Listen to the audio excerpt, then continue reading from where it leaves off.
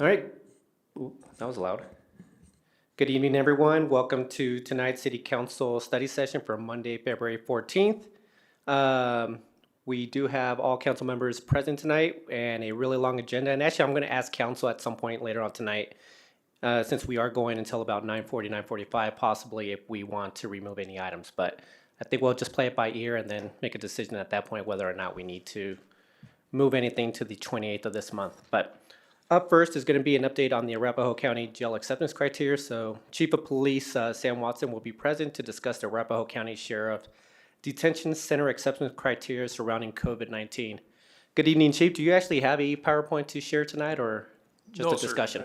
I don't have any PowerPoints. I did attach to the council packet the most recent memo from Sheriff Brown at Arapahoe County Sheriff's Office, so hopefully you should have that.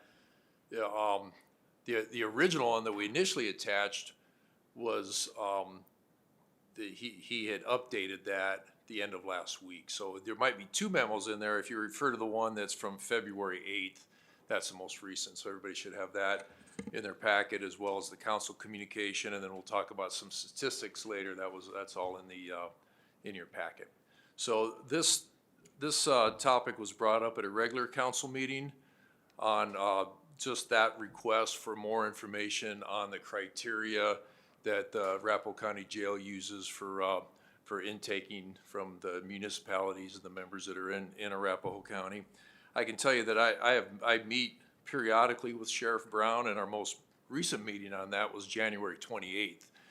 Myself and other police chiefs in Arapahoe County meet all on a regular basis, the sheriff's there, and we talk about joint issues and concerns, and obviously this topic came up as well. So that was a recent conversation that we had. The COVID restrictions that are in place at Arapahoe County Jail are for all agencies that are represented in Arapahoe County, to include Englewood, Sheridan, Greenwood Village, Cherry Hills Village. Aurora, as you probably know, is kind of cut in half, so part of it's in Adams County, part of it's in Arapahoe County. So a good portion of Aurora is in Arapahoe County. Cherry Creek State Park, their enforcement is, they would use Arapahoe County Jail.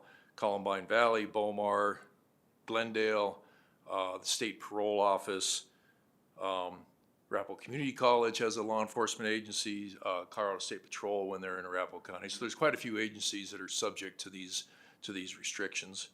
And the reasons for the restrictions that are outlined in the memo, hopefully everybody had an opportunity to read those. To summarize those, there's an issue of safety for the staff of the jail.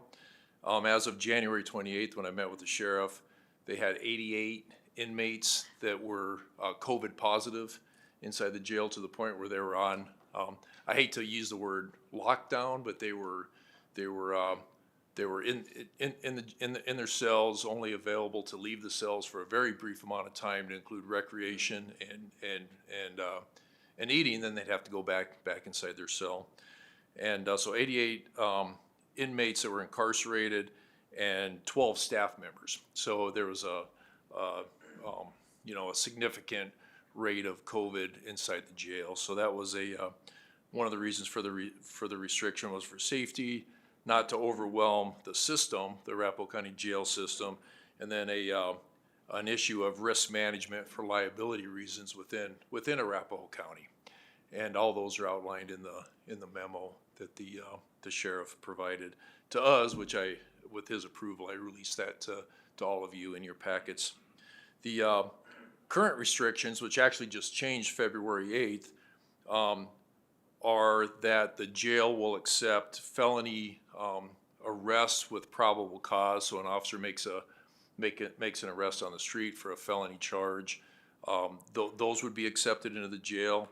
Anybody with a warrant that is over $2,500 bond, $2,500 or over.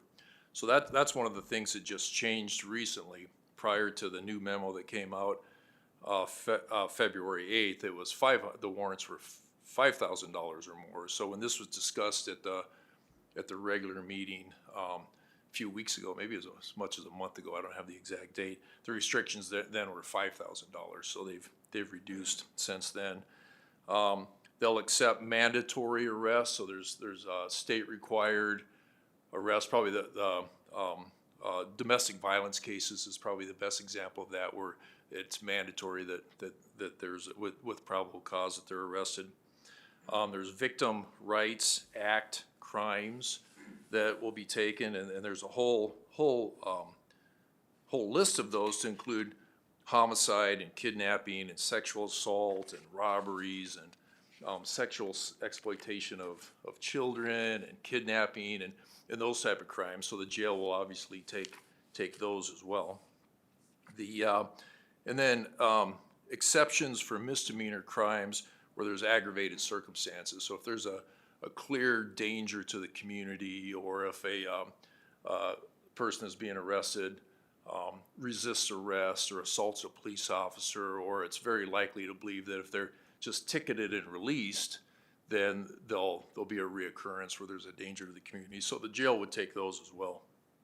Absent of those, then the criteria for the jail is that they're either cited and released if it's a misdemeanor charge, if it was a felony charge, that they're released pending charges, or a follow-up with a warrant from the Detective Bureau. So I'm confident that the restrictions that are in place for Englewood are consistent with the restrictions all over Arapahoe County, all those agencies that I mentioned, to include Arapahoe County itself, the deputies within Arapahoe County, that the restrictions are consistent throughout the county, that there's no suggestion or there's no evidence, or there's no reason to believe that Englewood's being treated any different than any of the other agencies in Arapahoe County.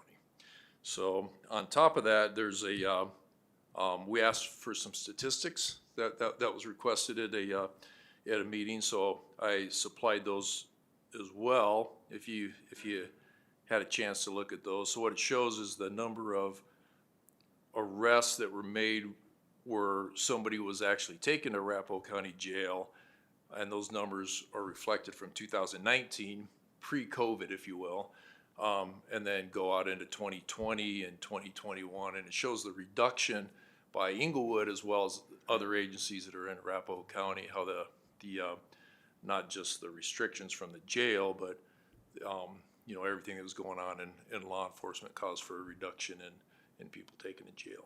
So I can answer any questions. Again, hopefully everybody had an opportunity to look at this. If there's any questions about what I presented or any of the documents that I produced, I'm more than happy to answer any of those.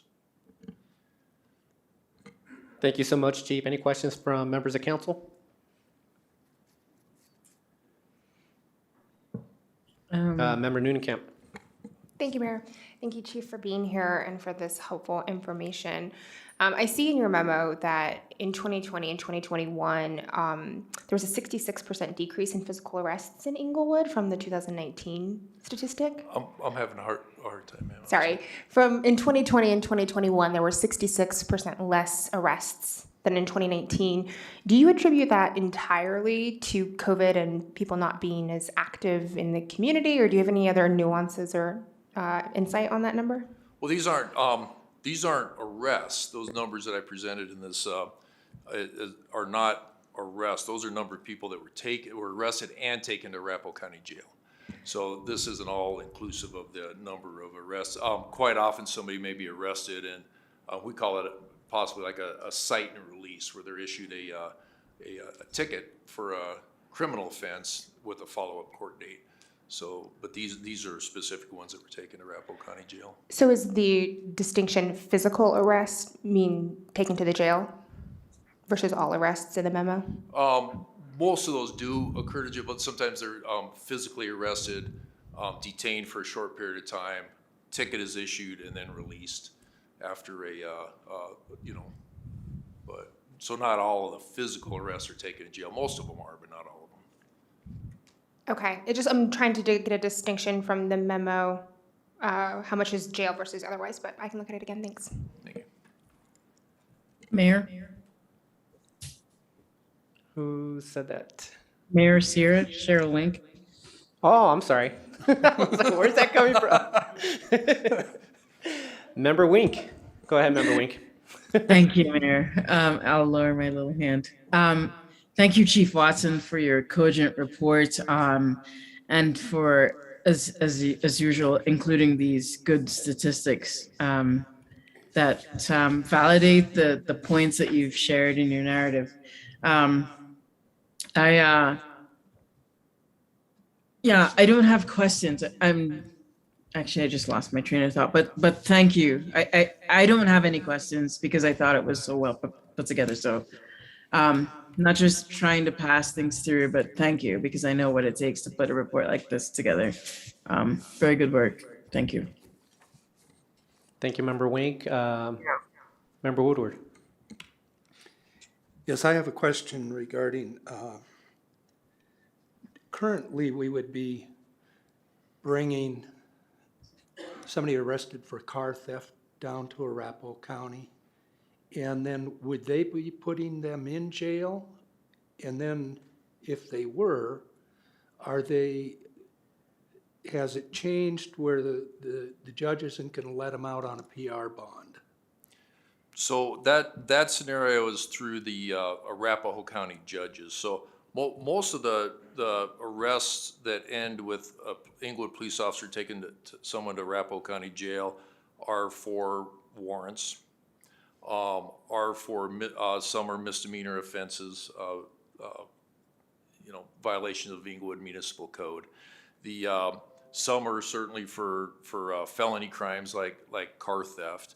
But the decision whether they're released or put out on bond or charged or not is all through the Arapahoe County judge, the district attorney's office. So a good example, if you look at that, the data that I gave, the Arapahoe County Sheriff's Office numbers in 2019, there was 9,346 arrests, and in 2021, that number dropped to 4,651. A lot of those are cases that were presented by all the agencies within Arapahoe County to include Englewood. So if the detectives filed a case on a car theft arrest, like you mentioned, they would go in front of a judge. The judge could find them guilty, impose consequences of going to jail, and then as they go to jail, that would reflect in the Arapahoe County number, not in the Englewood number. So the Englewood cases that you see listed here are just when an Englewood officer encounters somebody on the street and chooses or needs to take them to Arapahoe County Jail at that moment in time. Okay. Hopefully that answers your Well, question. let me rephrase it. What is the jail then now currently accepting car theft, people that are arrested for car theft, If it's and putting them in jail until they have seen a judge? if it's a felony level crime, and the officer and the detectives choose, they do have discretion, they choose to jail them on that crime. Sometimes on a car theft, there needs to be more follow-up as far as ownership and the development of probable cause. Yeah. But certainly, yes, the officer can take them to jail. But as far as what is done then when they see the judge, there's no influence from the city of Englewood, either the police officers or the city prosecutor's office or the city attorney's office, on how the judge handles that case, Okay. as far as Yeah. keeping them there. The reason I ask, I heard on the news this morning, they were talking about a woman that had, in Denver, I believe, that had been arrested 6 times during 2021 for car theft. And, I mean, I assume that's a felony over $2,500. And she was being released every time on a PR bond. So the six times, or only 6 times they've caught her. So how many cars does she have? So that's why I was wondering. Thank you. That answers my question. Member Anderson. Thank you, Mayor. Thank you, Chief Watson, for the presentation. With the recent reduction in, does microphone seem extra sensitive?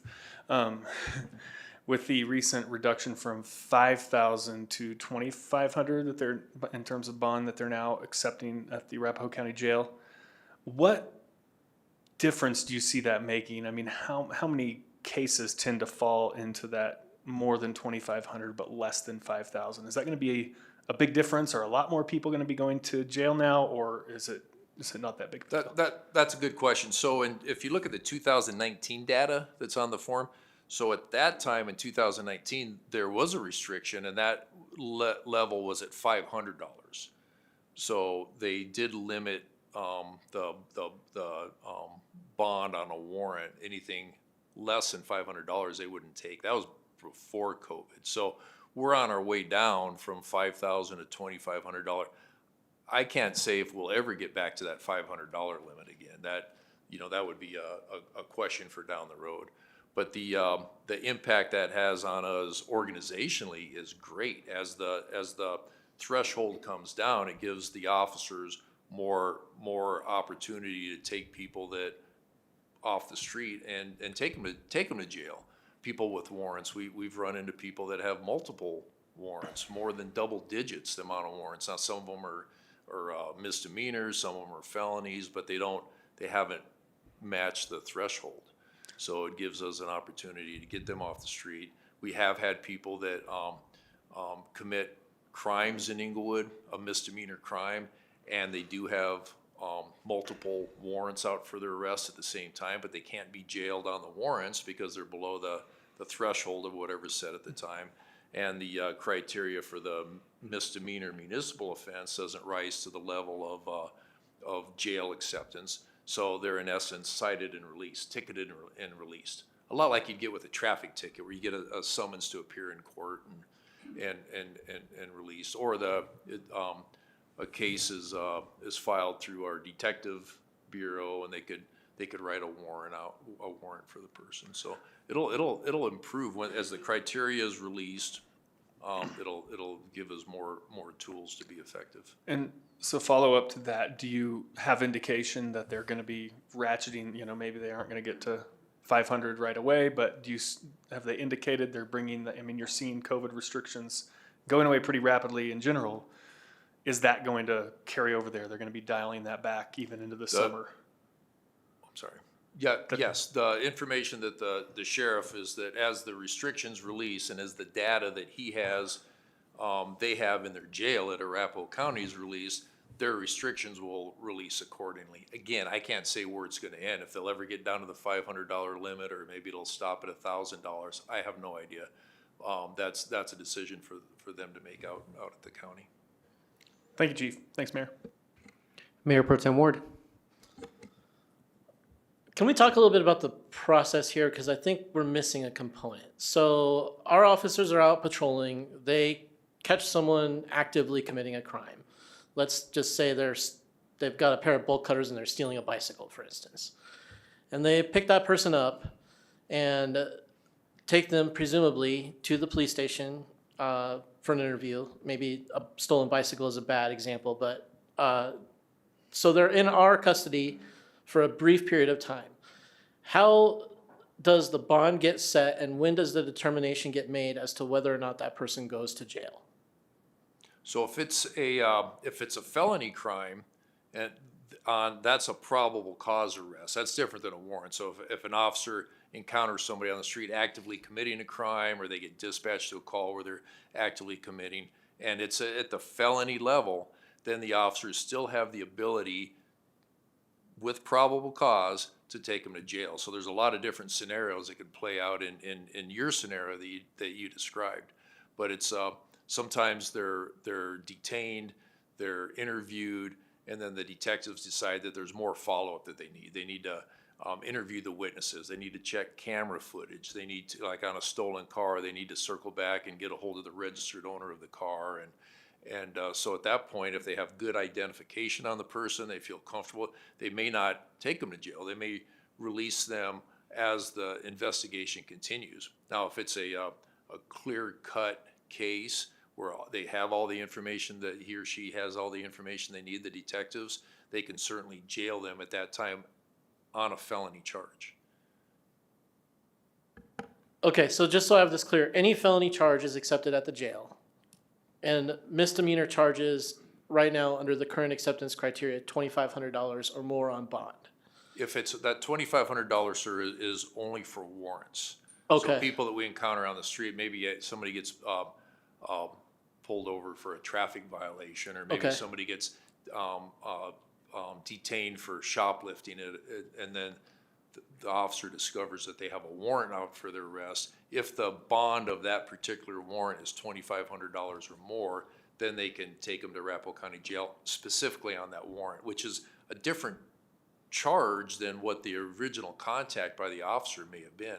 Like if it was for shoplifting, the warrant is independent from the shoplifting charge that they responded to.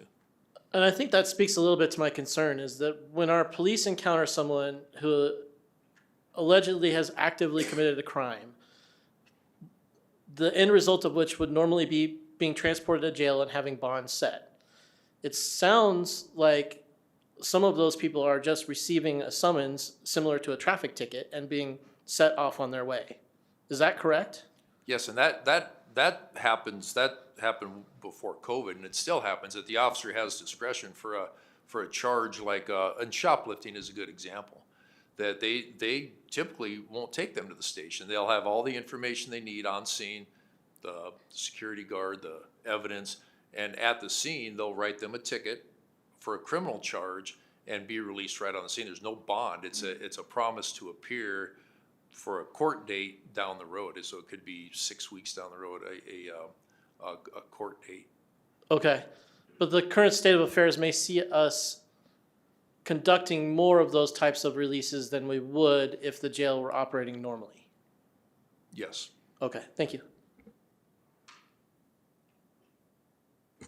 Chief, I have one question, no one else does. So kind of to piggyback on Mayor Pro Tem Ward's comments. So in that instance where it's not the warrant, just the probable cause, or that we caught them in the act of some type of infraction.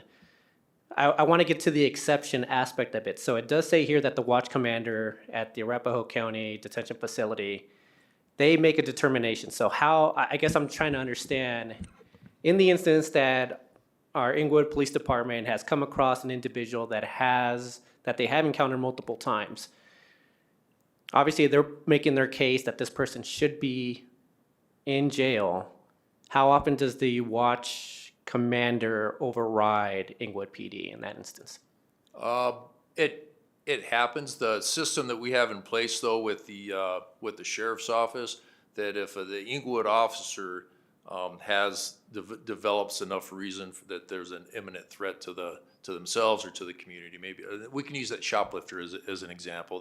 They assaulted a security officer. They ran from the police, maybe assaulted one of the police officers. There's an injury maybe that occurred, that if this person is not taken to jail, that there's a likelihood that they're going to go out and recommit or re-offend or victimize another business or a danger to the community. So the officer can contact the watch commander at Arapahoe County Jail and relay that information, and they'll accept them. Now, there has been instances when they haven't. So in the system that we have then in place is our officer, our sergeants will then contact a member of our command staff, one of the division chiefs, who then contacts their cohort out at Arapahoe County Jail. So the bureau chief for the jail, and explains the situation. That bureau chief then calls their captain or lieutenant that's in the jail, and then we're able to get that person into jail. So it's a cumbersome process, but it's in place because there has been problems where we think somebody should be taken to jail, and we get out there and they refuse them. So it's a workaround.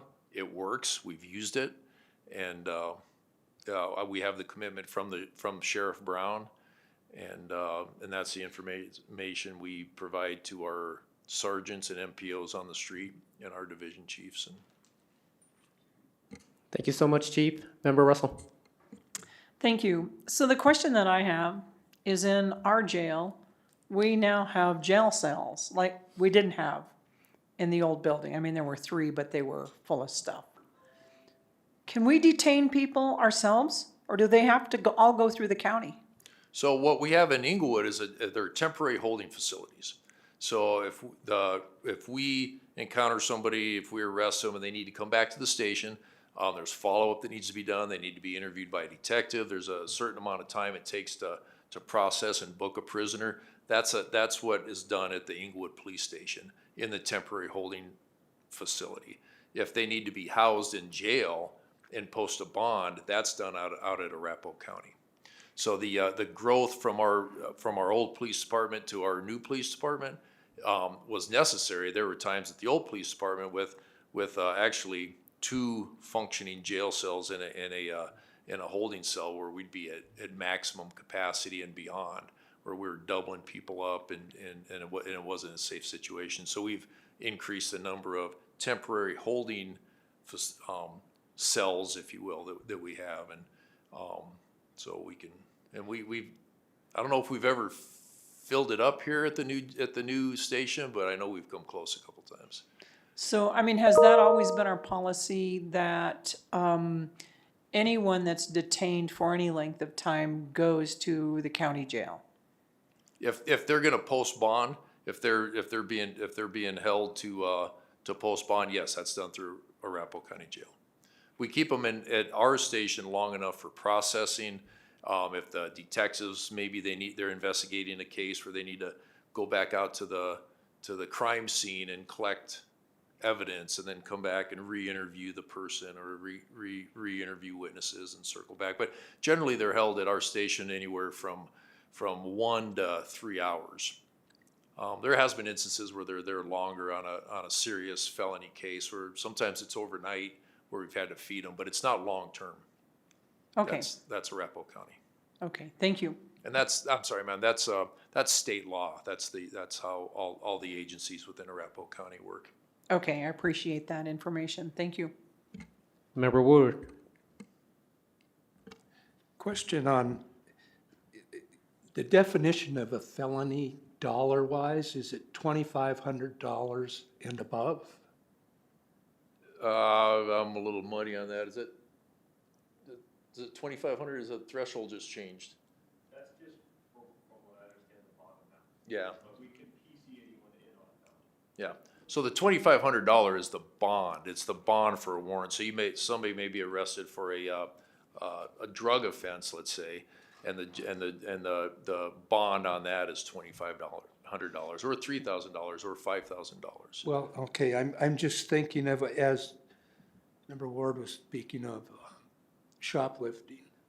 Yeah. So shoplifting is a misdemeanor, which. What about a or a smash and grab where it's a jewelry store like we've all seen on TV in Los Angeles and stuff like that? Is that shoplifting or? Like a burglary or a robbery. So the state statute assigns a bond limit based on the severity of the crime. So it starts at the lowest level, which are misdemeanor crimes, which the Englewood Municipal Code pretty much shadows the Colorado Revised Statutes when it comes to misdemeanor crimes. And they're the lowest level, and generally their bonds can be anywhere between $300 and maybe $1,000, $1,500. And then as you get into the felony level crimes, the auto thefts, the burglaries, the robberies, then the bonds that are associated with that increase. I don't have the bond schedule in front of me. I can look that okay. up and bring that. So it's not so much about the dollar value of what was taken. The restrictions that are in place by the sheriff, by Arapahoe County, are the $2,500 limit is based on warrants. A lot of those are warrants that are issued by other either by Arapahoe County themselves or maybe by Denver or Jefferson County or Douglas County. Yeah. And those are people that we encounter that have a warrant out for the arrest with a certain bond in place. And the $2,500 limit it has to be $2,500 or more before then we can arrest them on that warrant and take them to Arapahoe County Jail. Okay, thank you. Any other questions from council? Chief, thank you very much for giving us the overview and the process. And obviously, it's just an important subject within the city of Englewood. And so we just want to make sure that there's no limitations being put on, upon our police officers when they do encounter any crimes. So thank you. Thank you. And I do, I would like to say that I have a very good working relationship with the sheriff, as well as the other chiefs in the south area of town. And it's unfortunate these restrictions are there, but given the situation with COVID, I fully understand those restrictions. Thank you, Chief. Mayor, do we have time for a discussion, not necessarily questions of this, on this issue? I guess we do. We have up until 6:50 at least allotted, so I'd be happy to continue the discussion. Chief, I guess we can just keep you there, but just a discussion around council. Yeah. Sure, lead it off, Mayor Pro Tem. I think I just have some general comments. I mean, one of the reasons why I brought this forward is because as I was traveling the community during the campaign, one of the significant concerns is crime and how various types of crimes committed by various types of people affect the quality of life in the community. And I'm wondering, absent the ability to find someone actively committing a crime and bring them to jail and have them incarcerated and removed from the community, how do we deal with the perception that crime is running rampant, so to speak?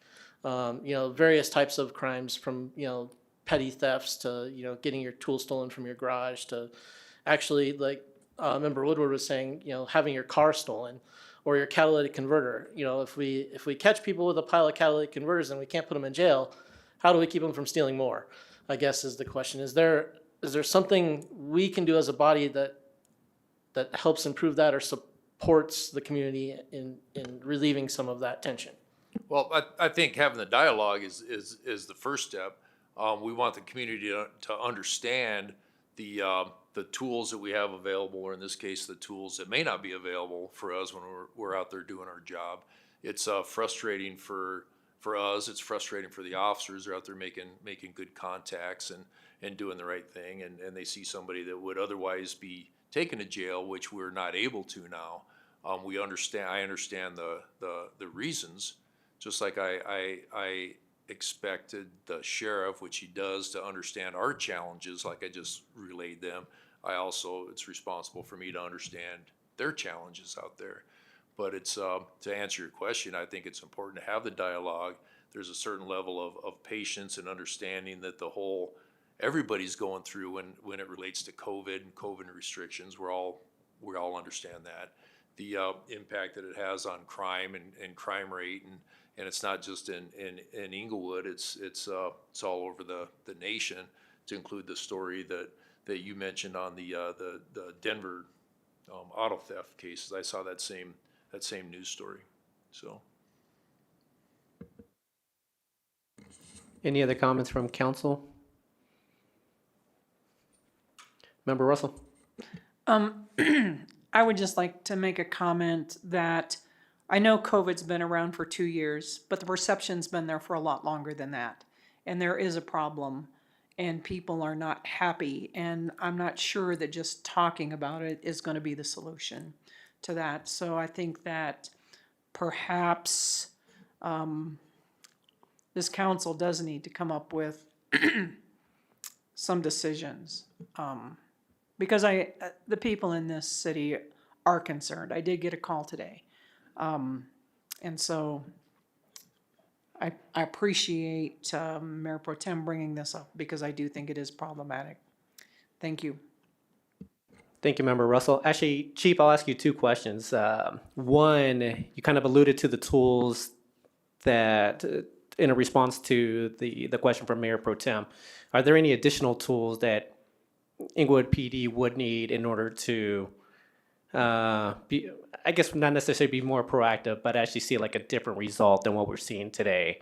So that's one. And then second, you may not have the answer to this, because when you read the memo, it does talk to not only COVID restrictions and just making sure to keep staff and staff safe in terms of COVID, but it also talks about the facilities themselves. And so is the current building, the current facility, kind of one of the issues that we happen to have with what we're seeing, or at least not being able to house more inmates in a sense? But just wanted to get your take on that in terms of the detention facilities. well, your first question about tools.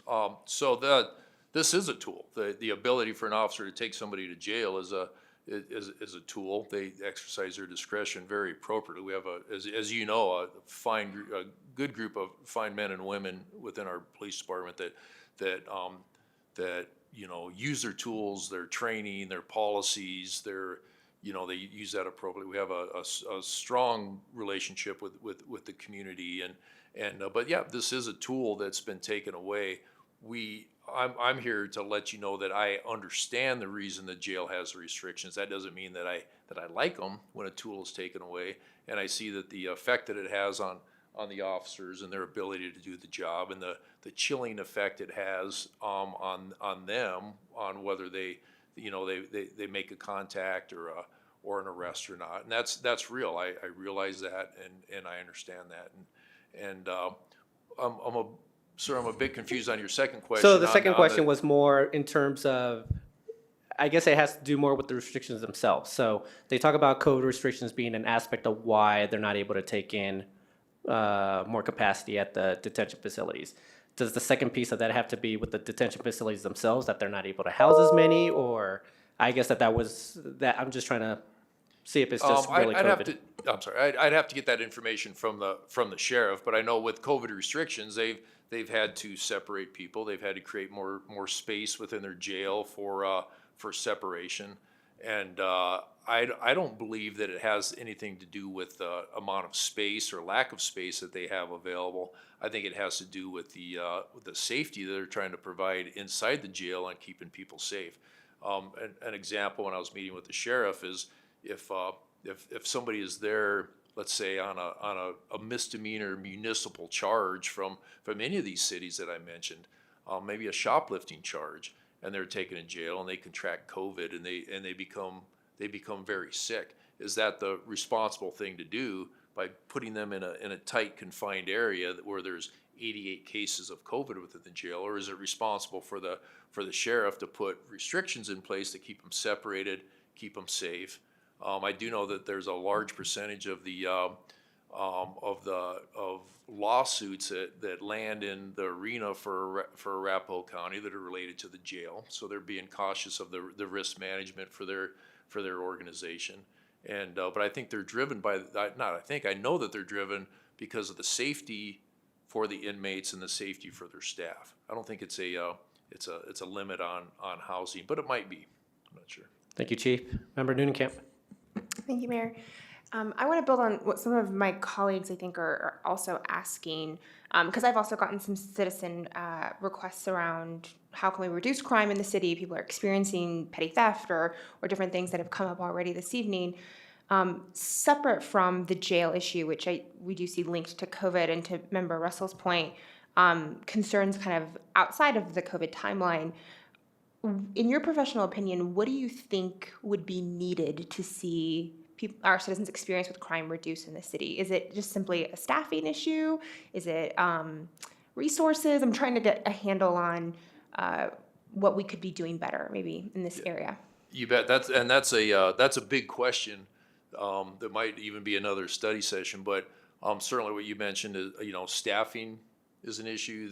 There's efficiency studies that are being done within the police department right now to look at the programs and the processes that we have in place to make sure that we're most efficient before we handle the staffing side of it. We have to look at how we do things to see if there's any efficiency. There's a conversation of alternative policing programs that are important in our community to reduce crime and calls for service. And example of those are the zone officers, the impact officers, the traffic officers, the SROs, the co-responders, the call diversion study that we're doing, the call for service evaluation study that we're doing. There's the all health. We came to council a while ago and talked about the all health mobile response unit that is still being pushed forward, and the impact that has on crime, and most importantly, or not most important, but equally important to the reduction in crime is what it does for our officers that are on their street and their ability to be proactive.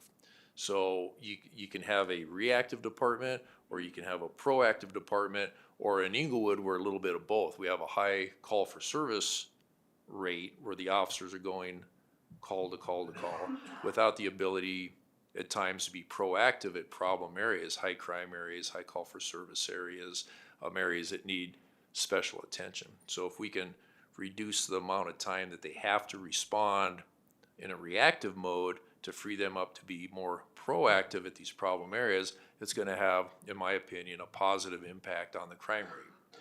We can be successful in smaller geographic area pattern crimes or high crime areas or individuals that are causing problems in the community. We can really focus on them. So that's a big answer to a big question, but. No, it's a helpful answer. And like most things in the work that we do, there's no silver bullet, right? It's not just one thing that we're looking for. But I think that in the recent conversations we've been having on the strategic plan and how highly we've prioritized safety in this community, it's a conversation that I want us to continue having. And so I appreciate you being here. Thank you. Member Woodward.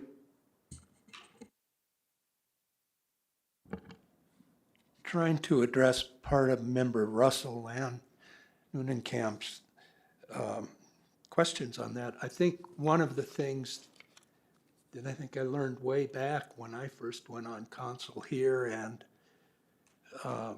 was part of National League of Cities, being a first ring city, first ring suburb or first tier suburb, our crime is a lot heavier and a lot closer to the crime of Denver.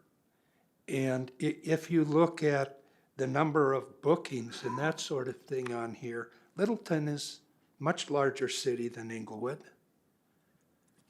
And look at the number of bookings they have, 869 compared to our 1,451. And a lot of that has to do with us, our location. And I don't think, although it's frustrating and all of us have,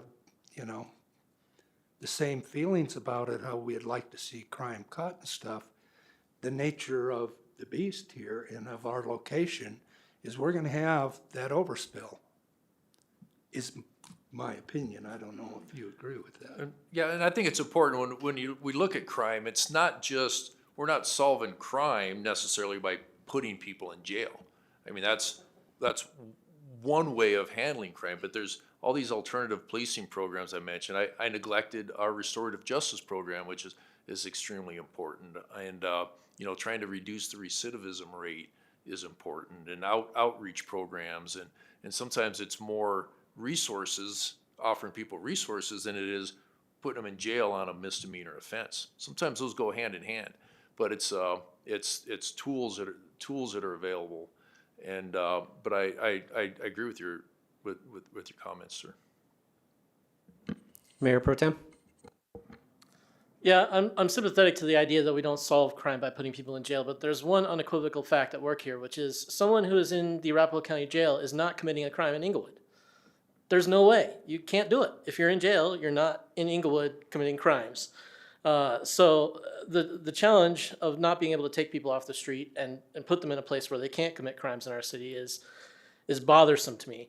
I'm wondering if there's an opportunity here for some more regional cooperation with some of these other municipalities, for instance, or some sort of approach that might say, as a community in Arapahoe County, we're all facing challenges related to crime. And one of the components here is the difficulty we're having taking people off the street. Now, we might not have a solution, but to at least acknowledge the problem amongst all of our communities, I think might help us get closer to a solution. We've applied regional solutions to things like homelessness, for instance, and they seem to be putting us on a path that's better than the one that we were on before.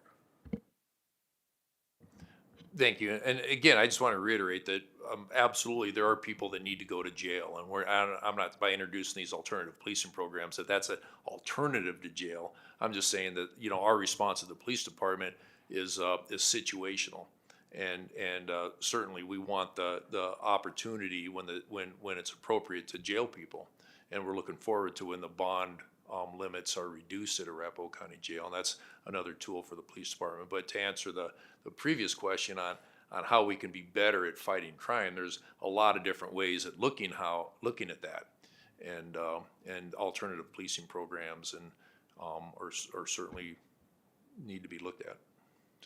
Yeah, I appreciate that, and thank you for emphasizing that, because I think that's another area where we have opportunities for regional cooperation, and we've seen some of that now. I think going forward, we might amplify some of our resources if we participate in some of those even alternative policing programs on a regional basis as opposed to just in the city. Thank you. Member Anderson. Thank you, Mayor. And so I'm wondering if we could figure out a way to put some numbers on this narrow kind of specific problem of someone who commits a crime and would have in 2019 ended up in jail, but is instead out on the streets. How many could we, I know you keep great records, could we go through, say, 2021 and say there have been, 5, 10, 50 times where we have made contacts within a period of time of somebody who would have gone to jail, bond under 2,500, or, misdemeanor that we couldn't bring them to jail for, and then 2 days later, 3 days later, we encounter them for another crime. I mean, how can we actually do the numbers on that and see what magnitude the jail problem is actually creating in terms of repeat crimes in Englewood? I could research to see if we could collect data on that. I do feel comfortable with the data that was presented, and if you look at the numbers again, these are just incarcerated people. And the percentage reduction from 2019 to 2020 and then into 2021, I think that's a really strong indicator on the answer to your question. Right. Well, there, it's on half. how many individuals that otherwise would have been in jail that are not now in jail for a brief period of time. Now, keep in mind, when they're taken to jail, that doesn't mean they stay in jail. That means that they're taken to jail Right. with the ability to bond. So most of these people would have the ability to bond. The judge may decide to put them on a PR bond. And this is just until their first court appearance. So, just because they're the 1,451 that were taken in 2019, doesn't mean they stayed there for weeks or months or years. It could be a matter of a day or two before they're released back on the street. Right. Yeah, I think that gets at about half of what I'm asking, which would be, how many people are we encountering that we're not putting in jail that we would have before? But then how many of that, the difference between that 2019 number and the 2021 number, 700 or 800 or something like that, actually within a period of time where they would have otherwise been in jail, 1 day or 2 days or 3 days or something like that, are caught committing a crime again, because those are crimes that otherwise would have been delayed at the very least. That's a good question. And, anecdotally, I would say that number is probably pretty high. Yeah. Okay. Thank you. Any other questions from council? I think we're good. Chief, thank you very much again for your time tonight.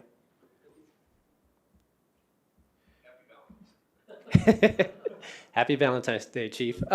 Moving on to the second item for tonight, it's an overview of the city's emergency management program. So Assistant City Manager Tim Dodd and Emergency Management Coordinator Michael Durkin will be present to discuss an overview of the emergency management program. Good evening, gentlemen. Good evening. Evening. So let's really give a quick introduction to Michael, who I think most of you have met this summer during the water incident. So for the past few years, the city has had a relationship per IGA with Arapahoe County. We previously had an emergency management coordinator named Lisa Clay. Michael has been our coordinator for almost a year. He's really been doing a great job of making sure that the plans that Lisa worked on have been implemented, focused on training, and played a key role in our water incident this summer. So I'll turn it over to Michael to give an overview, and I think the PowerPoint should be loaded. Absolutely.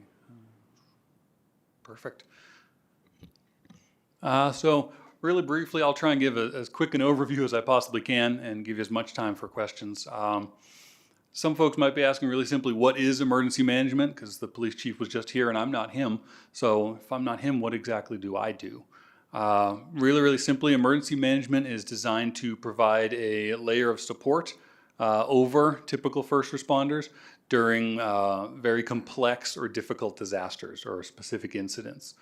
What that really means, how do we do that? There's 3 essential functions. We do resource management. In a large-scale incident, there could be needs for resources that are not available by your typical 911 services, or 911 could have exhausted all the services it typically has access to. An example for that would be COVID, right? Where PPE was in short supply for a little while, gloves, masks, gowns, that sort of thing. So the county kind of took over that large PPE management role. That way individual municipalities weren't fighting each other for that PPE. So we kind of provided that extra layer of support to help manage the resource acquisition. During that time, we provided just over 100,000 pieces of PPE to the city of Englewood and different entities in Englewood, like Swedish, Craig, et cetera. So resource management's a big one. Consequence planning is another resource that we provide in emergency management. What that basically means, if you picture a rock going into a pond and you have your splash, and that's what firefighters and police officers handle, and paramedics, they handle the splash. Emergency management, we handle the ripples, right? So if you need to evacuate a neighborhood, all that fire department, that fire engine, whoever it is, they say, hey, we need to evacuate this neighborhood. Great. They don't have to worry about where people go or sheltering or for how long, all those sort of stuff, all those consequences of the immediate emergency, those are ripples. So that's where we would step in and assist with opening up a shelter and managing that sort of process. So that consequence planning, figuring out what do we need, not in this emergency, what will we need 12 hours from now, or 24, or 48, et cetera. And then operational coordination. Again, if there's a large-scale incident that affects multiple municipalities, multiple jurisdictions, if there are multiple incidents all competing and vying for resources, that would be a perfect example where we could come in and provide a layer of actual operational coordination. You'd see that. We saw a little bit of that last March. We had a significant winter storm, if anybody remembers it.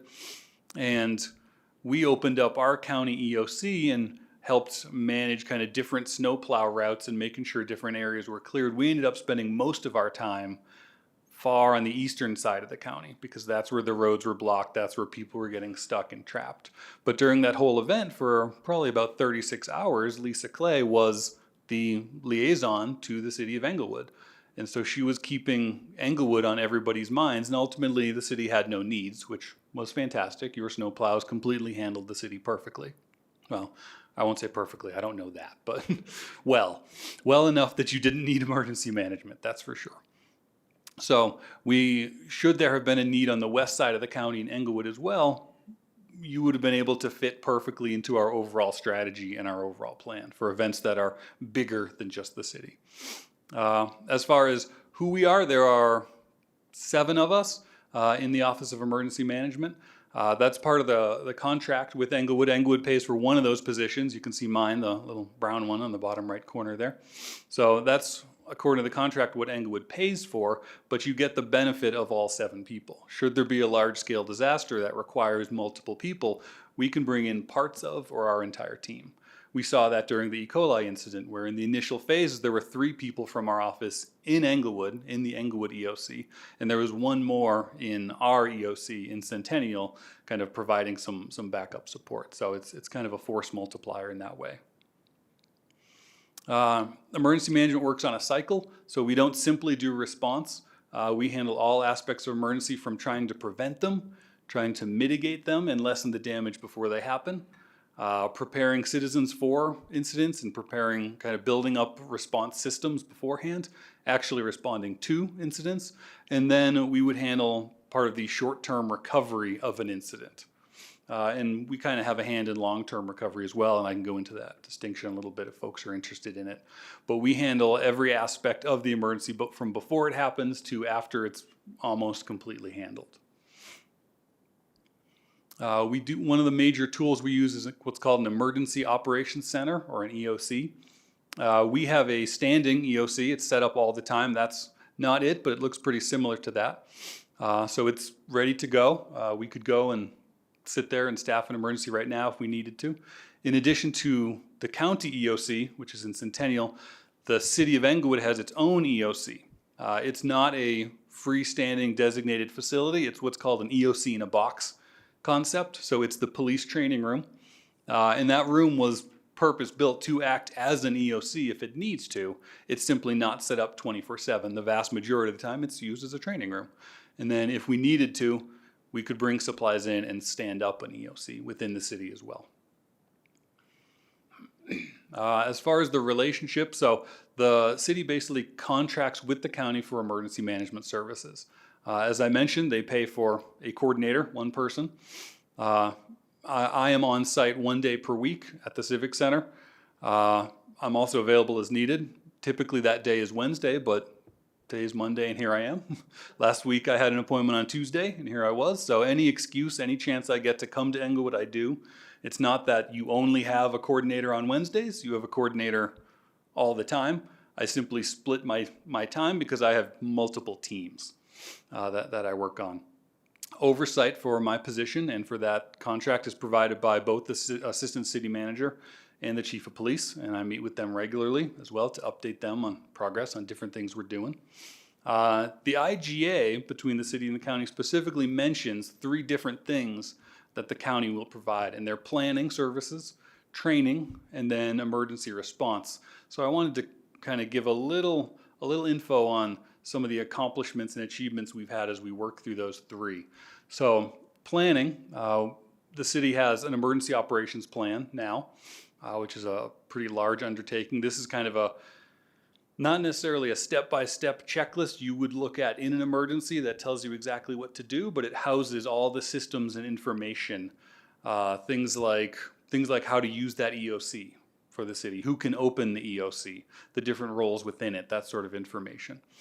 So you have an EOP, there's a city COOP. Every city department has its own continuity plan to ensure that if that particular department is threatened by some large-scale disaster, they can continue their operations and doing the important work they do. We have a training and exercise roadmap as well. As far as that goes, we had to start with kind of a crawl, walk, run approach. And I'd say over the last year or so, through the trainings we've done, the city of Englewood and their staff is thoroughly in the walk phase.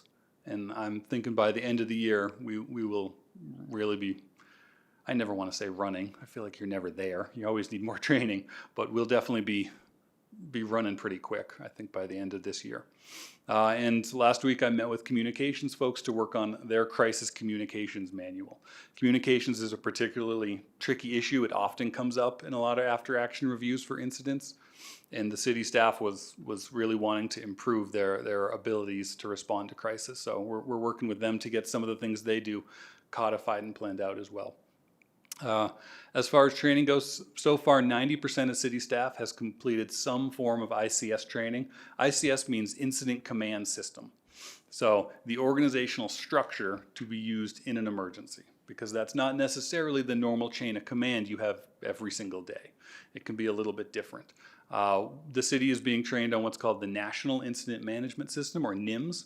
This is hugely important because this is the same system every other municipality in the county uses, and every county in the state, and every state, and FEMA. So everybody trains on NIMS, and then everybody speaks the same language. So if, God forbid, we had to bring in state resources or federal resources or call from help from another county or anywhere in the state, we're all speaking the same language. We're all filling the same roles. And so it allows for a really seamless integration, kind of vertically and horizontally.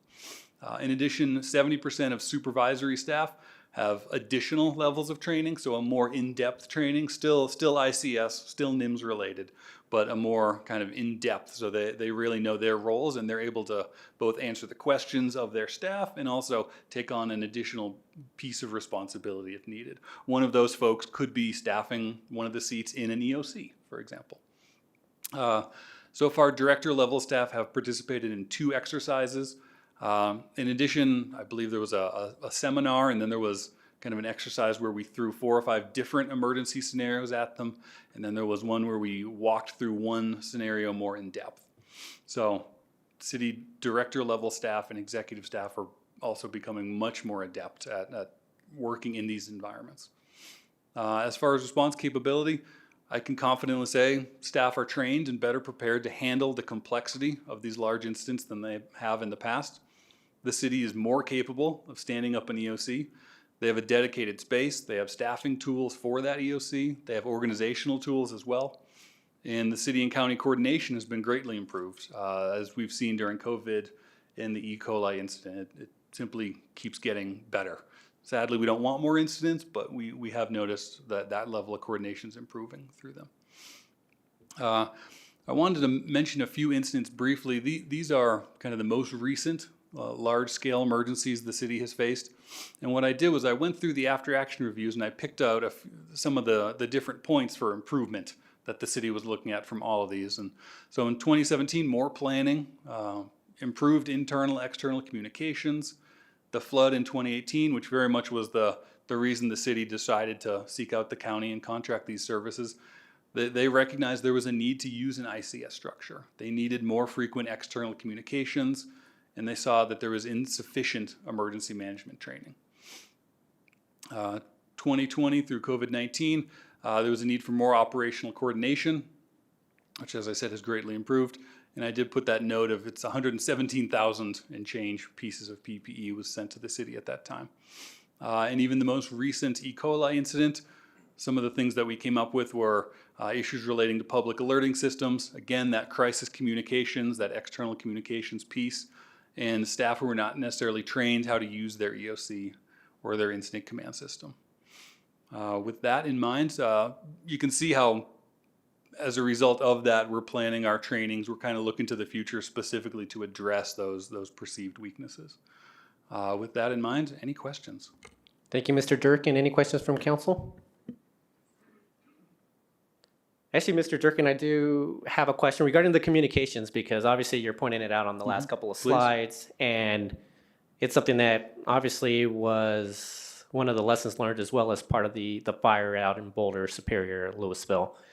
But how do we provide better communications to our residents when there is an emergency? I know we experienced the issue with the geofencing during the E. coli. Boulder just encountered it as well. So what should citizens be doing? So one of the best things as far as what a citizen can do on their level is sign up for the reverse 911 system. It's called Arapahoe. You can Google it, www.arapahoe.com. And this is different from that geofencing issue and that system that we used during E. coli. So every landline in the city is automatically put into this system, but landlines are becoming less and less common. I don't have one in my house. Well, I don't think I know anyone who has one. So if you wanted to get your cell phone into Arapahoe, you would need to go to the website and register and actually opt in for that particular service.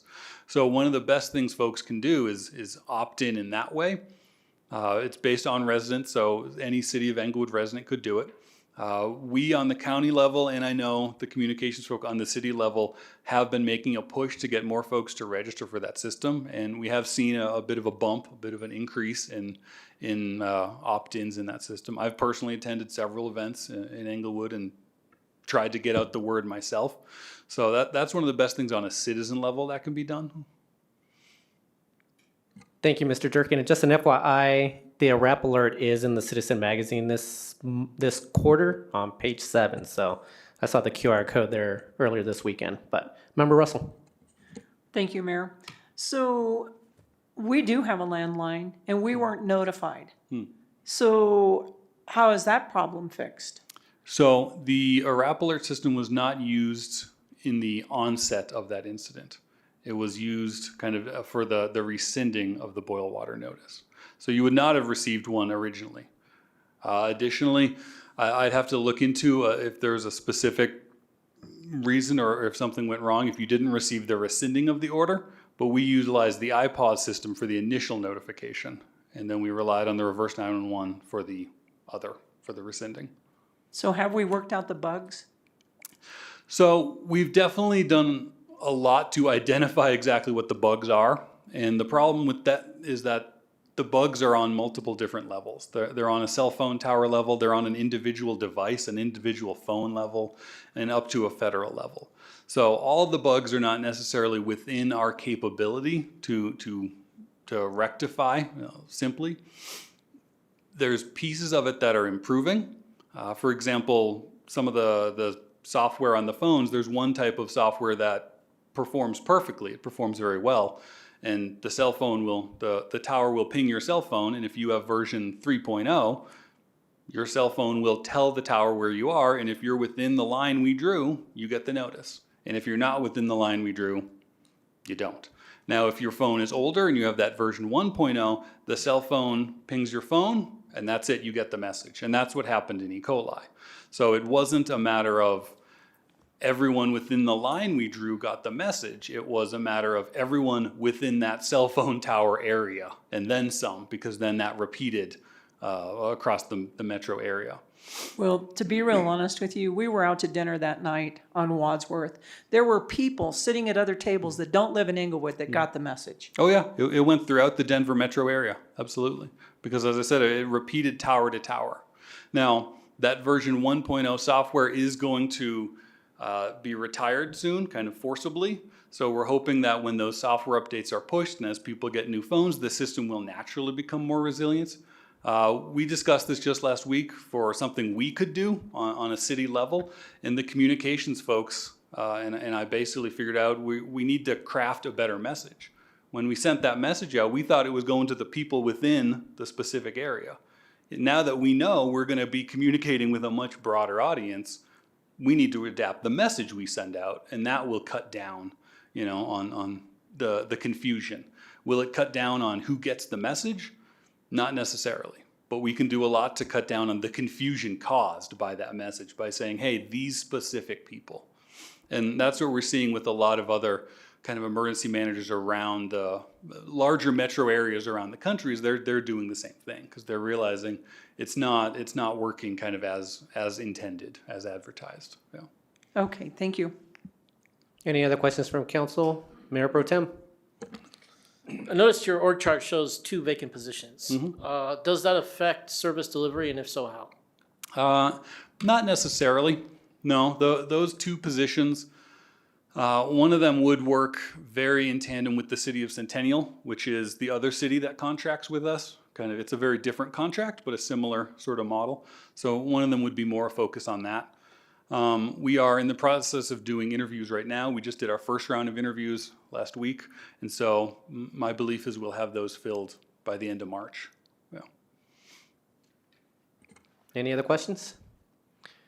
Mr. Durkin, thank you very much for providing the update on the emergency management program. Happy Valentine's Day. Thank you so much. I'm going to say it each time now just because the chief brought it up. So moving on to the third agenda item, we have Redevelopment Manager Dan Poremba and Executive Director of the Englewood Downtown Development Authority, Hillary Portell. They are present to discuss an informational update regarding Englewood Downtown Development Authority tax increment revenues and possible sharing agreements. Good evening. Good evening, Mayor, Mayor Pro Tem, council members. Nice to see you. Let me try to forward this. There we go. This is an informational item, and it's really to revisit with you about tax increment revenues and possible sharing agreements. And we'll just use the PowerPoint to kind of quickly go through the update. The PowerPoint really concentrates on the highlights of the memo that's in your package. So just by way of a quick review, the Downtown Development Authority, the Englewood DDA, was approved by voters on November 3rd of 2020, including the DDA's authorization to collect and spend tax increment. And let me also just backtrack for a second and mention, as you did, that Hillary's here. Also, Mark Tompkins is here to help answer questions because I'm sure there will be things that I don't know.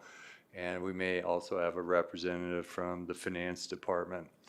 The downtown plan was unanimously approved by City Council last September, and it provides for 3 sub-areas and then 6 tax increment sub-districts. And the 3 sub-areas, as pictured here, are City Center, South Broadway, and the Wellness District. And then within each one of those sub-areas are 2 tax increment areas. One is a property tax increment area, and one is a sales tax increment area. So 3 times 2, you get total of 6 sub-districts. And then with council's approval of the downtown plan came the activation of 3 of those 6 sub-districts, and that included the property tax increment in the wellness sub-area and the sales tax increment in the wellness sub-area. and that's the area to the east or to the right on this site plan. And then it also included the sales tax increment in the South Broadway subarea. And then, as we had discussed at the time, the 3 additional tax increment sub-districts that were not activated will be hopefully activated in the future by an amendment to the downtown plan. Staff has been in communication with the 3 primary taxing entities, and here's a kind of a quick status of where we are with each of the entities. Arapahoe County, no tax sharing agreement has been requested by them, and as the condition to that, if you will, is that as long as the other taxing authorities were not requesting one, they would stand down and not request one. Englewood Schools, there's a cooperative agreement that's now being drafted by the city attorney's office. The full title to that is the Cooperative Agreement Regarding Pass-Through Revenue for School Finance Act Compliance, and that's really a corrective measure that's tied to recent state legislation, and it allows the school district to receive essentially 1 mil annual property tax increase until 5.105 mils are received. And the purpose of this agreement is to make sure that that corrective tax revenue is not swept into the special fund for the EDDA. And then as it relates to the city of Englewood, no tax sharing agreement is recommended by the EDDA or city staff. As we'll talk about a little bit, it would be inconsistent with the IGA, and it would reduce the financial capacity of the EDDA to implement the downtown plan. I also noted that under the Colorado DDA statute, none of the primary taxing entities have a legal right to actually require a share in the DDA's tax increment. So you'll remember that along the way, and we've actually touched on EDDA measures a number of times, there were 3 questions that were really posed by council as concerns. The first one was, is there a COVID penalty that resulted from the base year for the tax increment districts being established during COVID? And the base year is basically October 1 of 2020 through September 30 of 2021. So there was a real concern about whether there was a penalty that would impact the city's general fund over the long term. Second was, will the EDDA's use of property and sales tax be fair and equitable for the areas outside of downtown? And then there was a related question, which was, would sharing agreements with any of the 3 taxing authorities be appropriate? So we dug into that as the basis for tonight's discussion. The simplest of all answers is that as it relates to the property tax, there is no COVID penalty because the values that are being used are the January 1, 2020 assessed values as certified at the end of that year in December. So those values were clearly pre-COVID, and so they were really at a high and should not result in any penalty going forward. As it relates to the sales tax COVID question, here are the figures that that do represent the sales tax results for both sub-districts, the Wellness sub-area as well as the South Broadway sub-area. And again, no obvious evidence of a COVID penalty. In fact, the $236,000 base for the Wellness sub-area was the highest number for all but one of 6 preceding years, and then the $1.16 million number for the Broadway sub-area was the highest of all preceding 6 years. So clearly there was not a penalty that resulted from those specific dates of the base year for those areas. And then I just mentioned here that there's no actual sales tax increment that's currently projected by the EDDA for 2022. Here's a little additional information on the wellness sub-area property tax increment. Council may be aware that we had some moments of uncertainty with Arapahoe County, and due to some back and forth on various levels, they ultimately informed the city attorney's office a week ago that the county was in fact activating the 2022 property increment, and it would be received for the wellness district through the city and distributed on to the EDDA. And here's just kind of a just very general overview, and it reflects the current estimate that approximately $380,000 for EDDA property tax increment will be available over the course of 2022. And one of the things we're looking forward to finding out is what the exact timing of that is in terms of how those revenues will be received. We've decided that the county did us a big favor in many ways. It really took a major effort on their part to unwind what they had done, and we really, essentially view that it was a procedural oversight on their part. They worked very hard to undo that, and so we're really quite grateful to them, and we've expressed that, and we've indicated to them that we would not come back with any detailed questions for a number of months, and that'll probably be good because there'll be some things that we learn about the mechanics of the way that the tax increment flows from the county through the city to the EDDA. And then as it relates to some of council's questions and concerns, we just highlighted what we refer to as the tax increment fairness factors. And I'll just go through these. The EDDA will enhance the vitality of downtown in a number of ways. And we have identified downtown as really the primary economic engine of the city.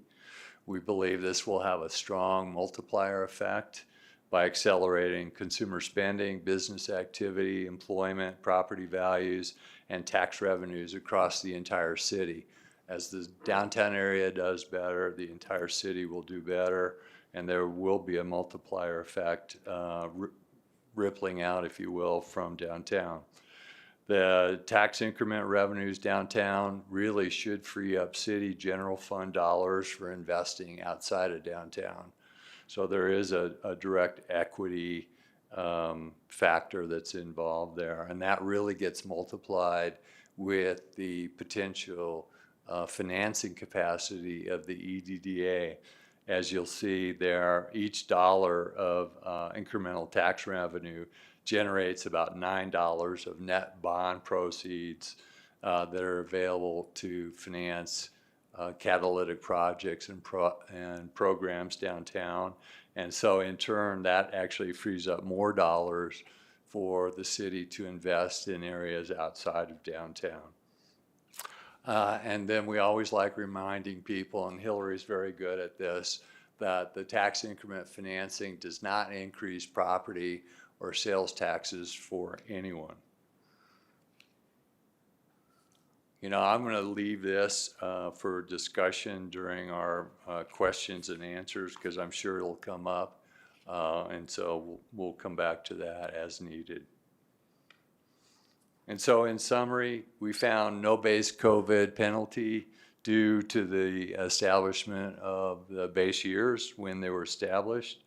And as a result of that, no base year adjustments are recommended by the EDDA or by city staff.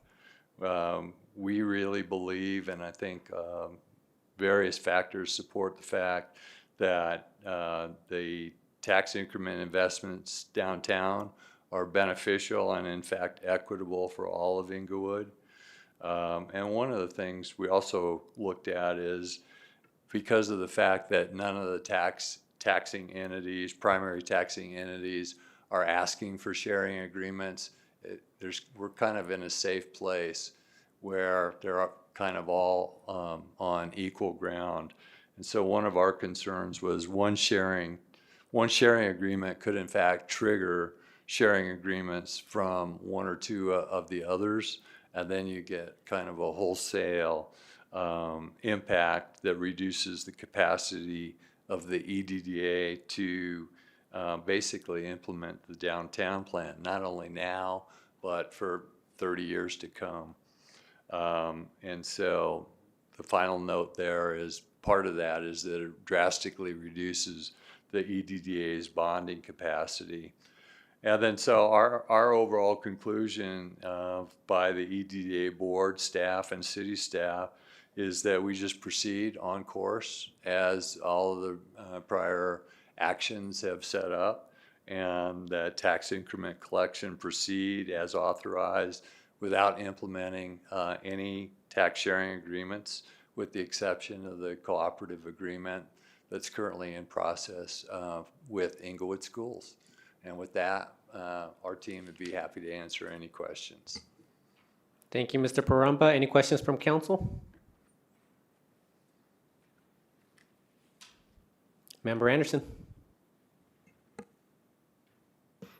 Thank you, Mayor. Thank you, Mr. Poremba and Ms. Portell for the presentation.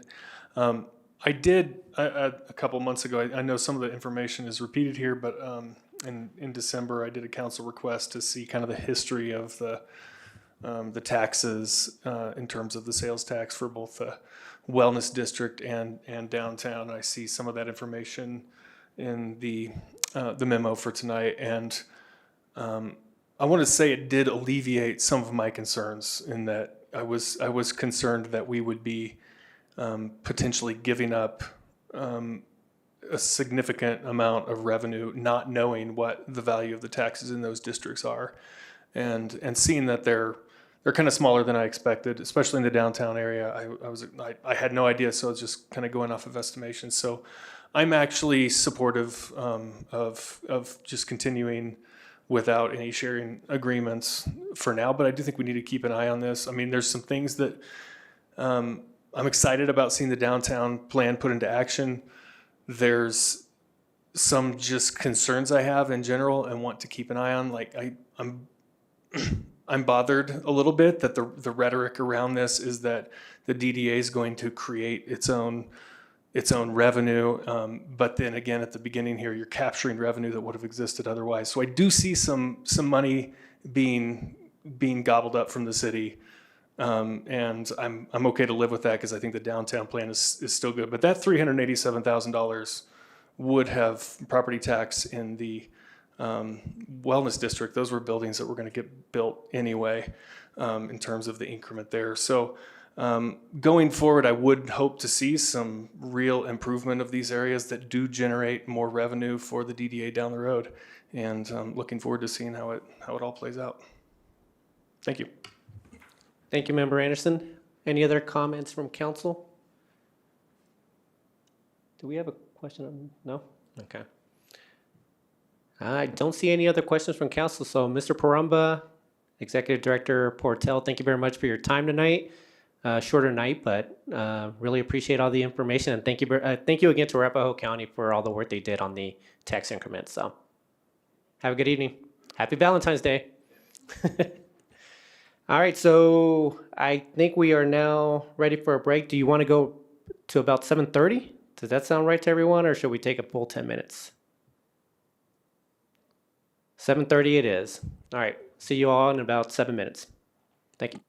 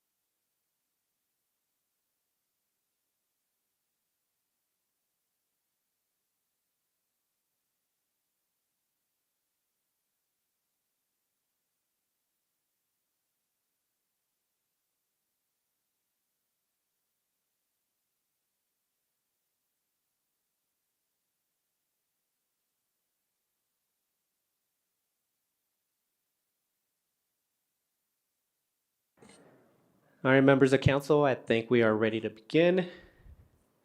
Moving on to agenda item 4, it's the review of the 2022 proclamations. So this is an information and direction session. City Manager Sean Lewis will be present to discuss the 2022 proclamations. Thank you, Mayor. I don't have a large presentation other than to say that, we do have a proclamation policy, and you can see some of the items here, reasons for proclamations.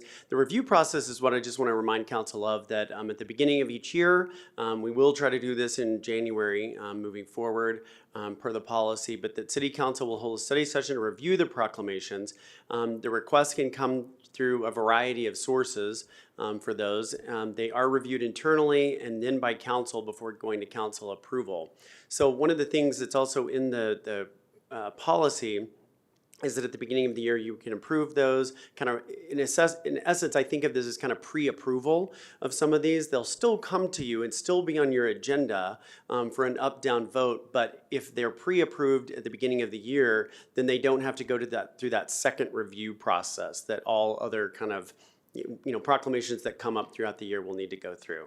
So these were some that were a combination of ones that I would say about 2/3 are ones that we've done before. So we just assumed that those could be placed because they're essentially annual proclamations. The other third or so, all those that were pertain to diversity were recommendations from the Diversity, Equity, and Inclusion Committee, which is staffed 19 staff members from throughout the organization that recommended that those be put, and so we took a stab at some of those, as some of those are new to us.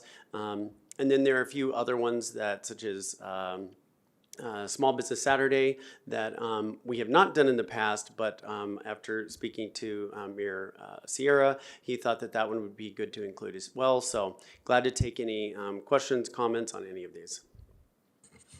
Thank you, City Manager Lewis. We'll start off by Member Noonekamp. Thank you, Mayor. Thank you for bringing these before us, City Manager Lewis. And I just wanted to say, I really appreciate the work that the Staff Diversity, Equity, and Inclusion Committee has done over the past couple of years, and that they have recommended these to be brought forward. I think that these kinds of proclamations are a very simple but meaningful way to state our values to our community and to ensure that Englewood is a place where all of our residents and staff and visitors feel welcome and included. The one note I did want to make on the diversity and inclusion kind of section is the omission of Asian American and Pacific Islander month, the month of May. I would like to see that added to this list. Anything else, Member Noonekamp? I have, Mayor, a couple other thoughts on some of the others, but I can let others weigh in first. Yep, that's fine with me. Member Woodward?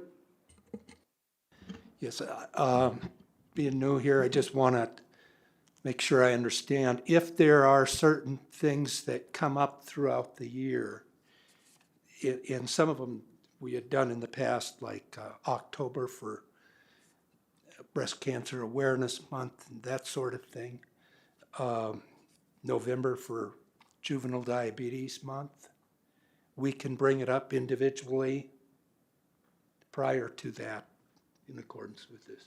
That's correct, Member Woodward. It would go through a study session process, so we would review it in a study session and then decide whether or not we want to bring it up for vote for the next council meeting. Okay. Yeah, I didn't see any real health ones. I'm sorry, any what? Health type health. things like that, but, so it's okay. Very good, thank you. Thank you, Member Woodward. Member Anderson? Thank you, Mayor. And thank you, City Manager Lewis, for the presentation. I want to kind of provide my framework for thinking about this. I think we should be doing proclamations and celebrating things that further kind of the purposes for the existence of the city government. And so that, to me, that falls into kind of three main boxes. One would be to uphold the liberty and equality in the law. So that's why we as city council members took an oath to uphold the United States Constitution, state constitution, and the City of Englewood Charter and ordinances. And then the second piece of that, or of the purpose of the city, is, I guess, to perform the functions that everyone expects of a city government. You know, everything from operating a police department to maintaining underground infrastructure, all those kind of things. The third piece, I would say, is kind of a gardening element where the city fosters an environment that allows for thriving of individuals and for businesses. And so as I'm looking at this, I'm seeing a lot of these proclamations that we have historically done fall into some of those categories. So small business Saturday or small business week, I know we've done it before as a full week. That is fostering an environment where businesses can really thrive, and there are programs that have gone along with that. And then Arbor Day is another good example. We're the Englewood, the city of trees. You know, here's a proclamation that says we want to be a city that celebrates the fact that we have trees and add more to those trees. And there's a program that goes along with that. So I really like those, and a number of these other ones that we've done before as well fall into those categories as well. I would like to see a couple added to this that fall more into that first category about upholding liberty and equality under the law. And the two that come to mind, and these are both ones City Council has done before, a 4th of July proclamation. We did the Liberty Proclamation last year. I'd like to see that continue to go forward. And then we've done a Bill of Rights proclamation, I believe in October in years past. Other previous city councils have. I don't think we've done it since I've been on city council, but in reviewing kind of historical documents, I would like to see that one added. And then I think there's something missing in here in that third category where we're celebrating the fact that we're trying to have a functional city. Maybe some kind of a city infrastructure day or something. I don't know, maybe our pipes work day. I don't know, something to really say, no, we're building a city here that we really want everything. We want to do really good at the things the city is supposed to be doing. So I would want to suggest something like that. I don't know if I have that really well developed at this point. I think the diversity, equity, and inclusion recommendations should not be ones that we do for a couple of reasons. Number one, these are the kinds of things that are in general just distracting. The staff is working really hard to come up with these proclamations to give to council, some of which are fairly politically charged. And staff is taking their time to create these. These are hours and energy that staff is not putting into the good functioning of the city. So I think we're kind of missing a piece there. And then furthermore, with these proclamations, this is the kind of thing that's just going to multiply. You're never going to capture every group that you would want to recognize. Already we've had the Asian Americans. There's lots and lots of new ones we could add to this, and people are always going to feel left out. I think what we're after here, what we want here, is we want Englewood to be a place where people know and love and care for their neighbors, regardless of whether they check a diversity box. We want to be that kind of city. And dividing people up into categories actually has the opposite effect, where we're focusing in on certain categories of people rather than taking anybody in and loving and serving our neighbors regardless of what boxes they check. So I think to replace these, we need just one general, some kind of love your neighbor's day or rake your neighbor's leaves day or something along those lines to make it much more general and not dividing, not trying to celebrate every possible category of people, but really focus in on serving our actual literal neighbors regardless of any boxes they might check. Those are my suggestions. Thank you, Mayor. Thank you, Member Anderson. Member Wink. Thank you, Mayor. To Member Anderson's comments, yeah, sure.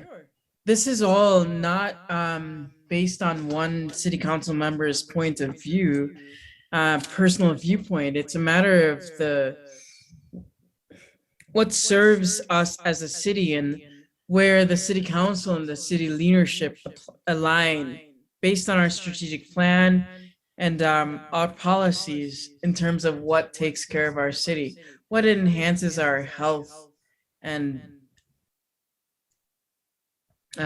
what enables our citizens, our constituents to develop and flourish, right? It's interesting that Member Anderson talks about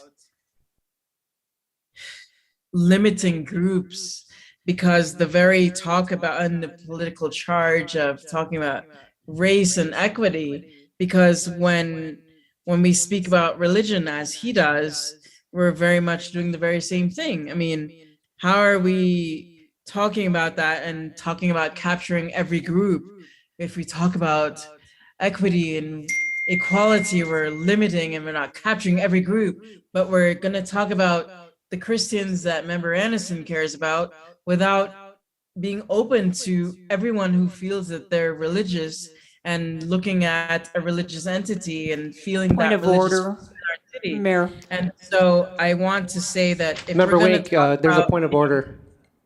yes, who is it? The point of Go ahead, Member Russell. The point of Russell? order has to do with the religious aspect. That was not brought up in any of this conversation. And so I would like that taken out of the discussion. Thank you, Member Russell. And Noted, so Member Russell. if we're Go ahead, going Member to, Wink. thank you, Mayor. If we're going to discriminate against religious groups, and then discriminate against, racial equity groups, I want to say, let's call everything equal. Let's allow freedoms to everyone in our city, all constituents. Let's be fair across the board. I agree with much of what Councilmember Anderson shared about the general topics that we should hold. I think they all fit very well under upholding our oath to uphold the Constitution of the United States, the state constitution, and the city charter. I believe also under that we probably should do, I think there's a Constitution Day or something like that, because I think that we did that maybe about 3 years ago, and Bob Ferris actually provided a bunch of small constitutions to hand out. So I think that would that should be added in here as well. And I do agree with the health and the gardening and what makes our city government function well. I do have some similar concerns about the diversity, equity, and inclusion. Those are things that divide people out instead of unite them. If we go back to the Declaration of Independence, we are all created equal. We're created in the image of God, and that is what we should celebrate, what we have in common, rather than our diversity or what divides us out, because we are all citizens of the United States. And that is what we should focus on. And really, as Englewood citizens, we're all citizens of this city. Those other things are divisive, and so I would like to see those things removed as well. Thank you. Thank you, Member Russell. Member Anderson. Thank you, Mayor. And I just wanted to respond to some of Councilmember Wink's points, since they were directed at me. And Councilmember Wink is behind me, so I hope she can hear me even though I'm facing the other way. I actually think it's her observation that with regards to the invocation discussion is something that had occurred to me as well, as that there's, if we're going to try to recognize everybody, we're going to run into challenges. So maybe we could consider, instead of all of the diversity proclamations, we could just do an occasional moment of silence where anybody can recognize whatever elements of diversity they would like to within their own hearts. Thank you, Member Anderson. I guess I'll weigh in since I haven't weighed in. Just Member Woodward. Oh, wait, you did weigh in earlier. So I would be in favor of everything that's been brought up tonight. I see no reason for us to limit any of these proclamations. Asian Pacific Islander Heritage Month. If we want to do that for May, I'm all for that. We did the Freedom Proclamation back in July. I'll be for that as well. Bill of Rights. Hasn't been done when I've been on council, but I have no problem with that either. The one that I was thinking of was like veterans. We haven't done anything for Veterans Day, so I would be in favor of that. Part of my thinking has to do with the fact that I like to see more events as well within the city of Englewood. So it kind of goes a couple of different ways. So I like to, at some point in the future, I know we're probably not prepared for it yet, but just celebrate some of these days and some of these months that we happen to have. So that's one aspect of it.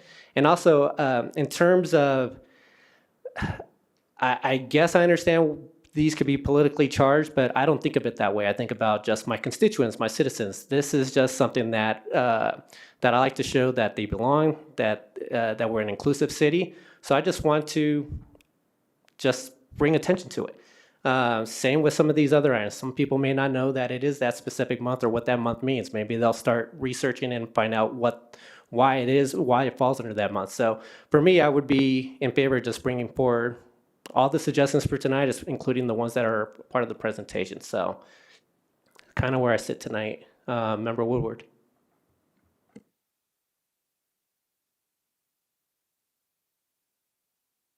I tend to agree with Member Noonenkamp and Member Wink.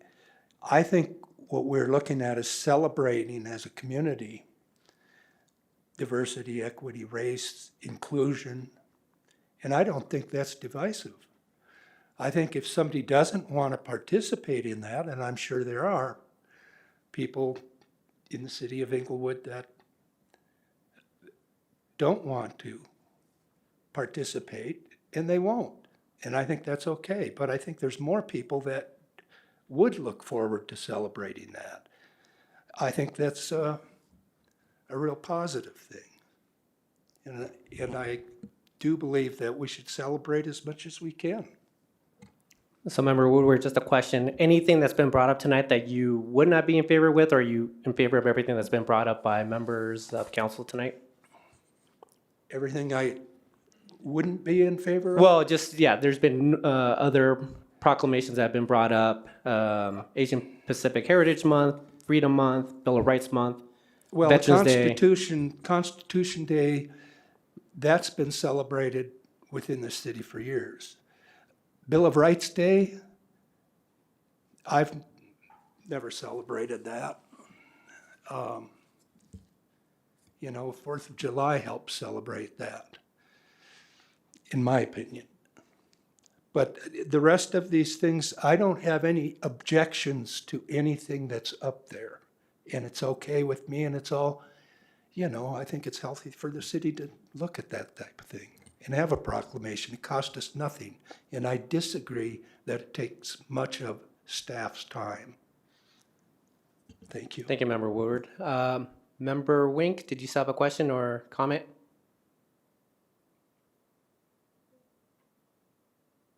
You're on mute, so. You're muted. I just, thank you, Mayor Sierra. I only wanted to say that, yes, the very comments Member Woodward mentioned was the significant draw on staff's time to, to support all of the facets of our constituency in Englewood.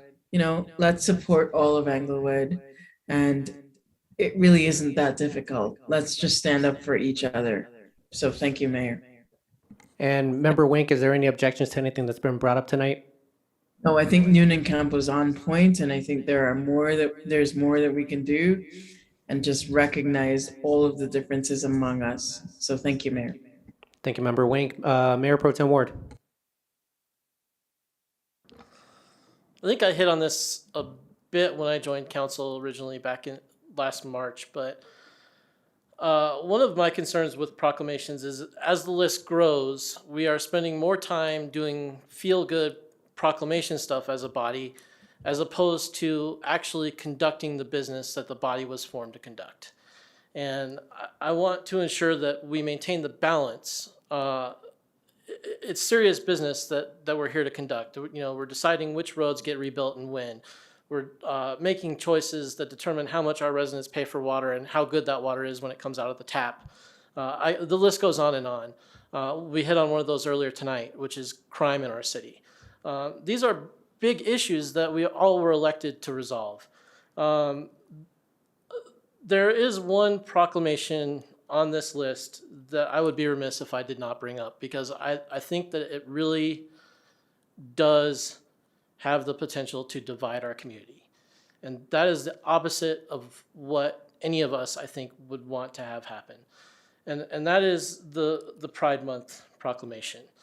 I have no personal objections to Pride Month. I do know people in the community who have deeply held religious beliefs, and the concept of Pride Month flies in the face of those deeply held religious beliefs.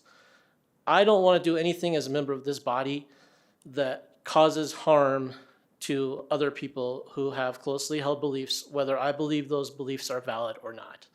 So I think if we're not going to have a discussion about the whole DEI package, we need to have a discussion on this one item, Pride Month. I'm detecting by reading the room that I'm outvoted on this matter, but it really is a threat, I'll say, to the deeply, truly held beliefs of some members of our community.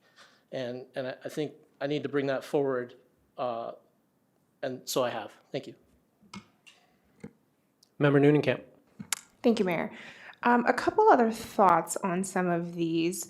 I'm going to address a couple of ones we haven't talked about yet, but Small Business Week and Small Business Saturday seems potentially duplicative to me, and I'd be happy to do one over the other. And I think also maybe it would be good to just focus on when we want to celebrate our small businesses and when we can really communicate that to the city. Also, I think it would have been helpful for me to see these laid out chronologically on the calendar year.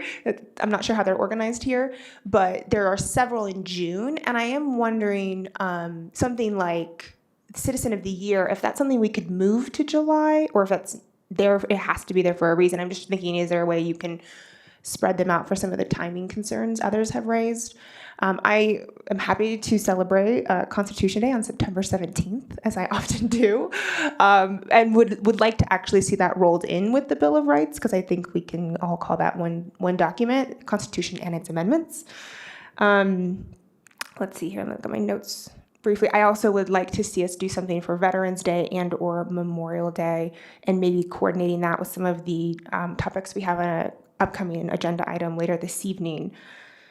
As far as some of the other comments that have been made so far this evening, first of all, regarding staff time, I do want us to be aware that these are being brought to us by staff and requested by staff, and so that is something for us to take into consideration. And while I'm incredibly sympathetic to the Mayor Pro Tem's comments about timeliness, I don't think it actually takes us that much time to read a proclamation and to vote on it and then to move on with the other items on our agenda.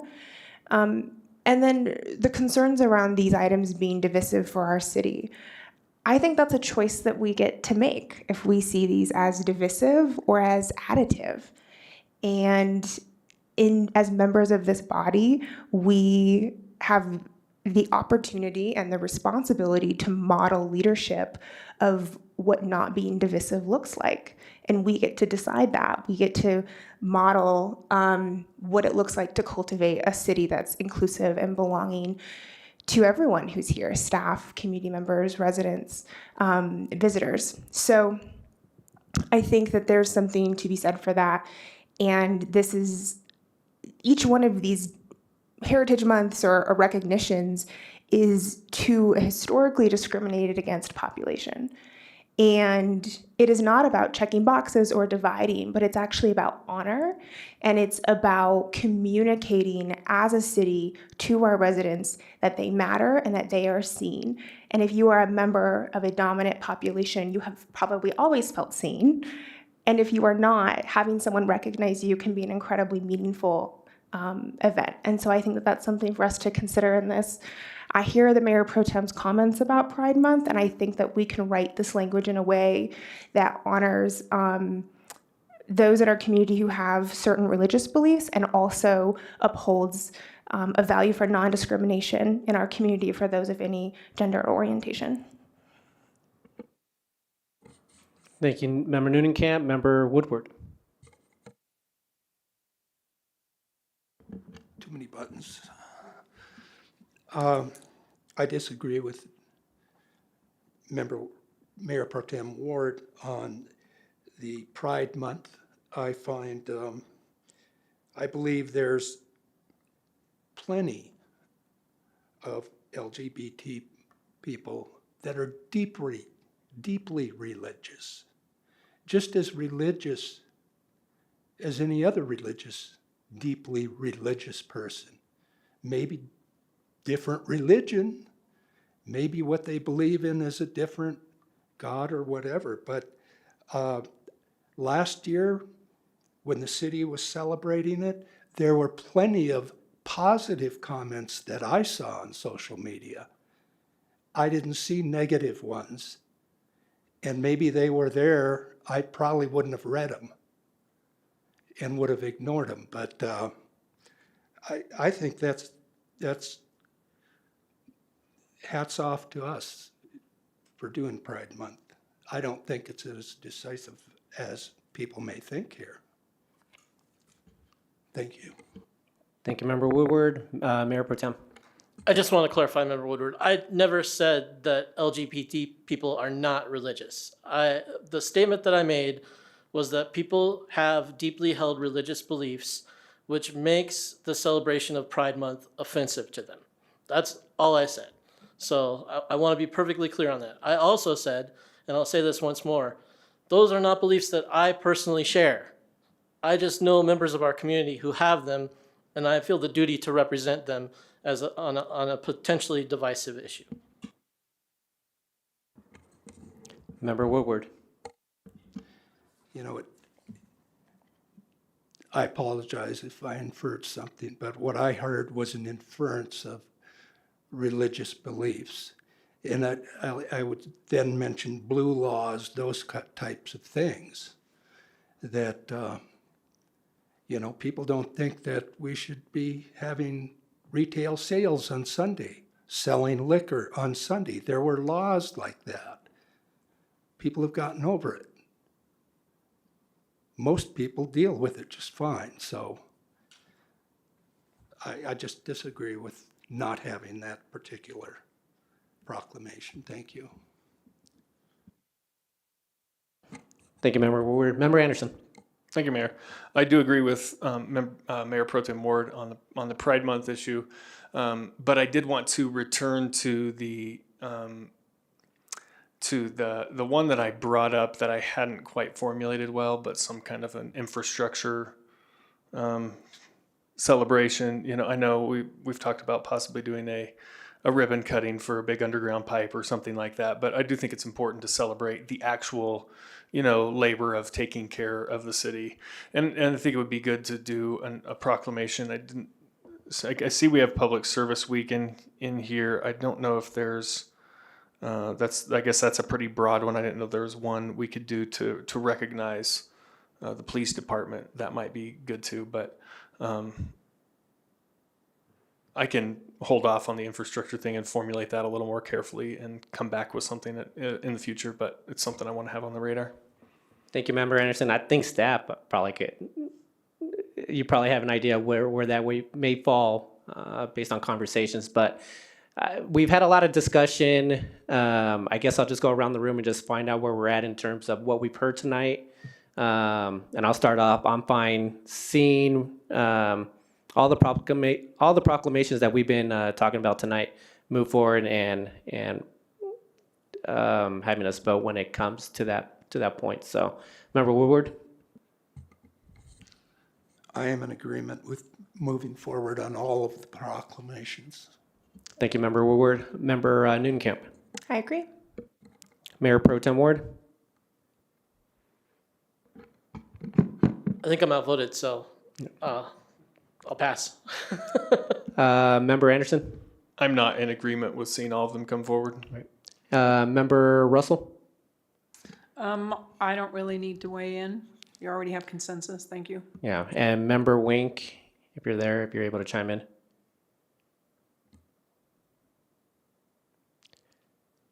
City Manager Lewis, did you have what you need? I know that we're missing one vote, but. or one Yes, I comment. think that based on Member Wink's comments, I think we have what we need. The only kind of outstanding question, but it sounded like maybe from what the majority, the four said, they're okay with us also crafting an infrastructure proclamation of some sort. Do we have consensus on that? And then we had kind of a cancel out between Noonan Camp and Woodward on combining small business. So is it okay if we just keep both of those? I think Member Woodward said you're fine with keeping that. We just didn't weigh in on that particular one, but are we fine as is? Yeah, so actually I was going to ask about that. So City Manager Lewis, have we done Small Business Week? I know we've done Small Business Saturday. They're actually at different times. We've done Small Business Week, and that was with our partners at the South Metro SBDC. And so they've typically helped with that one. That's right. I could not find Small Business Saturday. It's possible I'm mixing those up, but we've done one of those. I was going to say, we've done that every year.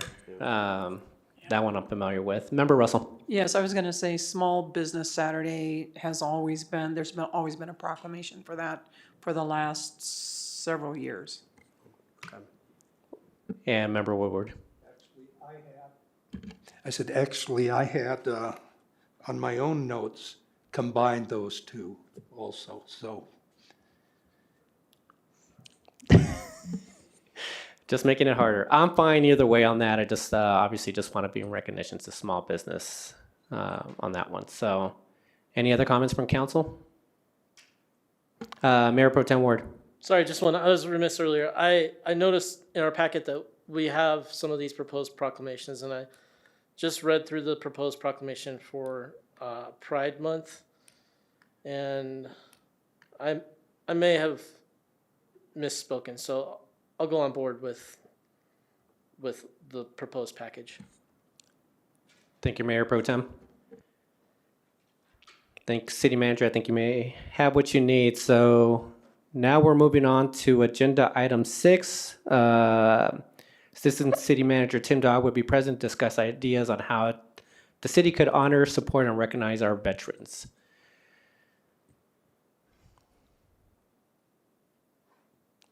Good evening, Mr. Dodd.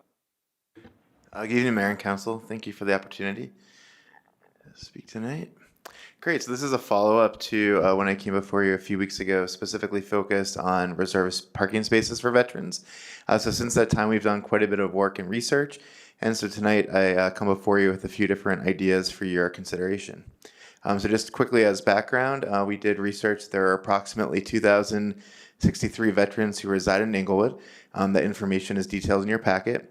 Again, on January 24th, you did hold a study session related to this topic, and the report that you have in front of you does include 5 different ideas for your consideration on how to honor veterans. In terms of public input, I had some pretty extensive conversations with the person who organized, the Veterans Memorial at Englewood High School and related events. We also did reach out to 2 VFW posts, and I got quite a few ideas from the county's Veteran Services Officer. We did also, and they're in your packet on details, on a chart, we did research a few other Front Range communities and the programs that they have. We did do a survey that did get 98 responses. I think 37 were from veterans, and it did go through our communication channels. So the 5 options, and I'm not going to go through them on this slide because I have a slide on each one, but here are 5 to consider. I did include an impact statement on each one. Those impact statements will be on the slides, and they're also in your packet to basically show roughly, as if we could, estimate what the cost would be, or reduction in revenue if the case may be, as well as staff time and things like that. So the first option is one you've seen before, so certainly could be scaled back significantly if that's what you want to do. Regardless of how many spaces they are, they would cost about $50 per signage. We do, as I think I mentioned last time, have a few of these, the signs that you see here, reserved specifically for wounded combat veterans.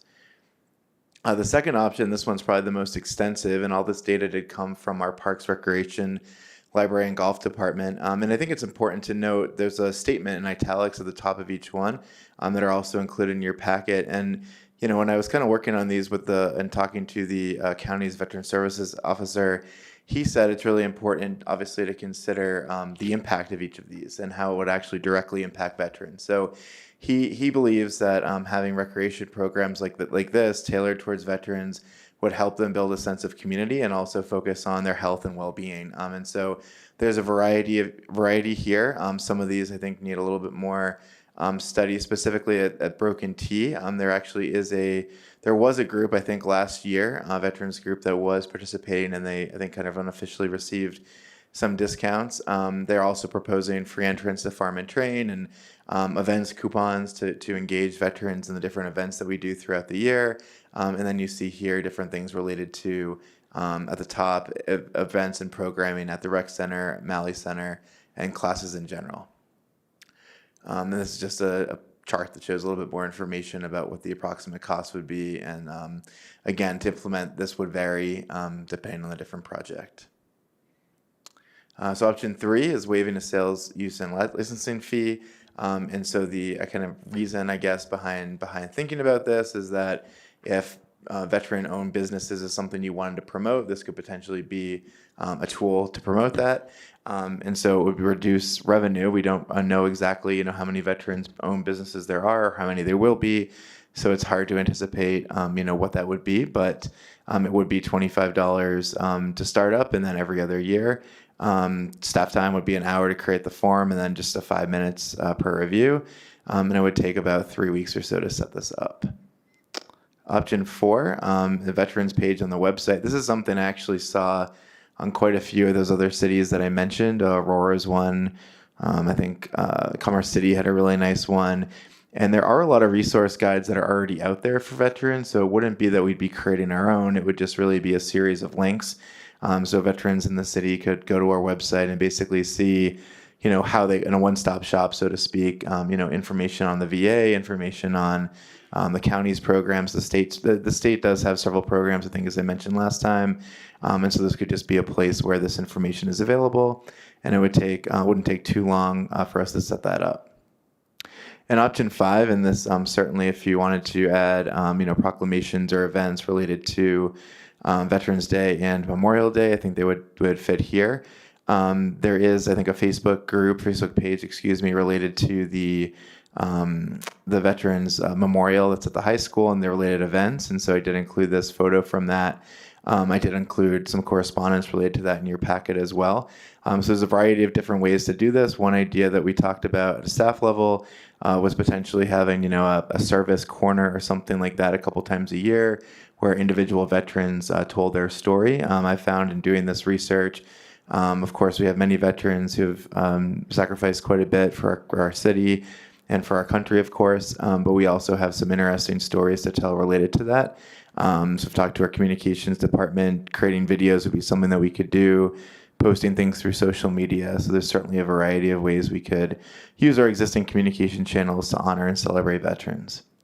So the questions for consideration tonight are, given these 5 proposals, if council would not like to consider any of them, would like to consider all of them, whether you'd like some of them to move forward, or whether you have other ideas you'd like to be considered. That's the presentation. Thank you, Mr. Dodd. Any comments from council? Member Newnham. Thank you, Mayor. Thank you for the presentation, and thank you for the extra round on this one. I know we asked for more of you. And thank you to Member Wink for bringing up this entire conversation. It's been illuminating and helpful for me, and I'm grateful to see the citizen response that we got, and think that that's going to direct a lot of my thinking on this.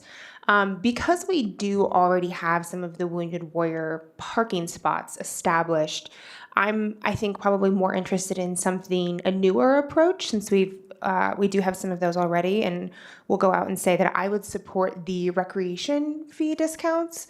I think that cultivating well-being and encouraging a sense of community building would be something really great for our community, and something that I'd like to see us do. So that's the one that I would like to see us move forward with. Thank you, Member Newnham. Any other comments from council? Mayor Pro Tem? I concur with Member Newnham. I think my reaction to parking specifically in general, and the reason why I would not choose that is I don't I get a little bit annoyed. I don't use reserved parking spots. I don't have a handicap placard, whatever. I know that we need those. We have them for a reason. But when we put a sign up that reserves this parking spot and it's a sign that is placed under city authority but is unenforceable, that rubs me the wrong way. So that's why I don't favor reserved parking. But I think that discounts at rec activities is something tangible that we can give to say thank you for your service without costing the city too much money. So I'd be in favor of that as well. Thank you, Mayor Pro Tem. Member Woodward. Thank you. I am in support of option one. Although you had mentioned Wounded Warrior, and I see Wounded Warrior sign as a sample, but I don't think it was a Wounded Warrior. We were talking about any veteran, right? Yes, if it's okay if I clarify, so we currently do have these. The proposal in front of you, the option would be to have additional signs for any veteran, but we do currently have one specifically for Wounded Warriors. Okay, thank you. And option two, I would support that with Parks Recreation. Parks and Recreation for sure, and golf fees possibly, if I would support it, if the rest of the people supported that. And three, no. Four, yes, the option for a veterans page on city website. That didn't seem like that would be a big push. In the communication strategy to recognize veterans, a yes or a no on that.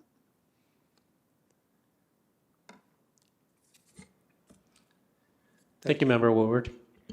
Any other comments, Member Anderson or? Yeah, thank you. I would want to go with the recreation discounts on recreation facilities as well. Thank you, Member Anderson. I'll weigh in. I'm also in favor of number two. I guess I had a question there. Are those the discounted rates, or is that going to be kind of still mulled over by staff? This is what's proposed by staff. Okay. So. And so I guess I was in favor of number two, and unless I'm not sure if there's a reason to have option four, the city website. I like the idea of it, but if all the discounts are going to be just Parks and Rec, we already have a site for that. So to me, I think it's just simplified, just do number two. So any other comments from council? Member Noonekamp? I would just add, given the previous conversation, that on the last option, option 5, the communication strategies, if we are to, as Assistant City Manager Dodd said, do a resolution or proclamation, for Veterans Day or Memorial Day, I would like to see us have some communications tied into that, and maybe we could also then publicize the discounts, those kinds of things, like have it be a comprehensive strategy. I'm in agreement with that. Any other comments from council? It sounds like we're all pretty much in agreement with direction here. Great. Is it okay then, based on that, it sounds like we have very strong support for number two. And then number 5, is that something we should be working on as well? Communication strategy? Yeah. Yeah, yes, I see a lot of nodding heads. Okay. Thank you. Thank you, Assistant City Manager. Member Woodward. Have we agreed upon in the past on the signs? Or is that being eliminated now? No, the signs, the way that I understand it, the Wounded Warrior signs will stay in place, but there wouldn't be no additional type of parking. Okay, thank you. Any other comments before we move to the next agenda item? Assistant City Manager, you're up next again with the strategic plan. A lot tonight, I apologize. I'll try to go quick again. So this is really just another check-in on the strategic plan. As a reminder, we are planning right now and coming before you to ask you for your approval of the modified strategic plan on the 4th, and I don't have a presentation for this, so on March 14th. And so what you have in front of you is an updated version of the strategic plan. It is based on the original draft that we showed you on December 6th, the revised draft we showed you on December 13th, and then revisions that have come from the community and come from you and also come from the retreat. And so really the purpose of being here tonight is just to see if you look at the chart and you look at the updated plan, if there's anything that we got wrong or anything that you would like to change. I will say we weren't able to add your priority rankings on the goals, so those you will see on the 14th, but we did add your priority rankings on the outcome areas. So any comments from council? Member Woodward. On page 1, the project physical and mental health goal, programming for teenagers, tweens and teenagers. Tweens are those a little bit younger than teenagers, and maybe it could be said as young teenagers.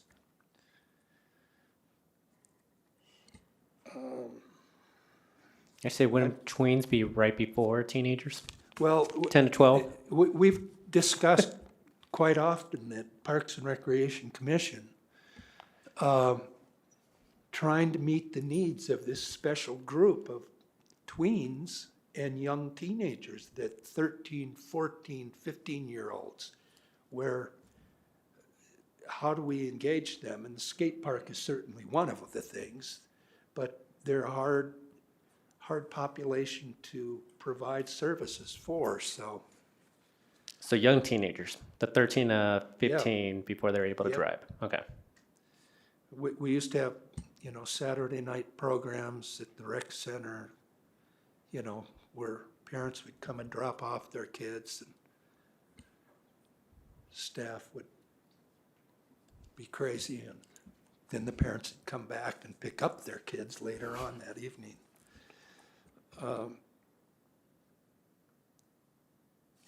I just got to look at, I've made little notes here, so Did you want me to move on to Member Newnenkamp, or do you have them there? yeah, why don't we do that? Member So I Newnenkamp? can highlight. I'll be quick. I did have a note because it's attributed to me in the packet under energy efficiency on page 120 of the packet. I wanted to add efficiency to affordability and renewable energy, not necessarily add it to the goal title, if that makes sense. That interpretation was my fault, so I apologize. And then I did have a question. I do see that you've included all of the case requests that we received. And some of them say proposed by case, and some say proposed by case and staff. Did staff go through and evaluate? I'm just trying to understand and discern that. And can you help me understand why they were included, if it was by request of council, and if our new sustainability coordinator had a chance to evaluate them? She has not. We certainly could ask her to do that. I did go through them and evaluate them. I believe all of you did receive communication from CASE, and so I chatted with a few of you about that. And so certainly it's your decision, but I just added those for discussion purposes. No, that's super helpful. And I appreciate CASE being so thorough and taking so much time to offer suggestions on some of these issue areas. I do see some of either significant changes to projects or new projects and goals that I just don't have enough information on from just that one document that we were provided. And I would like maybe some more information from staff on the merits of some of these proposals and the costs associated and the feasibility. I just don't have enough information to say, yeah, let's move forward and do these things. And so whether that's from sustainability coordinator or someone else, maybe this is a council request, a little bit more information about the changes that are proposed here and where staff is on them. Sure, we could certainly do an evaluation of each of those and then include it as part of your discussion for the 14th, if that's okay. Member Russell. Thank you, Mayor. I agree with Councilmember Newnenkamp. I believe that we need more information. I really am concerned about some of the issues that CASE has suggested that we put in the strategic plan because of the affordability of it. And if we really want affordable housing, I mean, there were suggestions that we make the new police building green and energy efficient, but it was not economically feasible. And if we start writing this into our plan, it could increase the amount.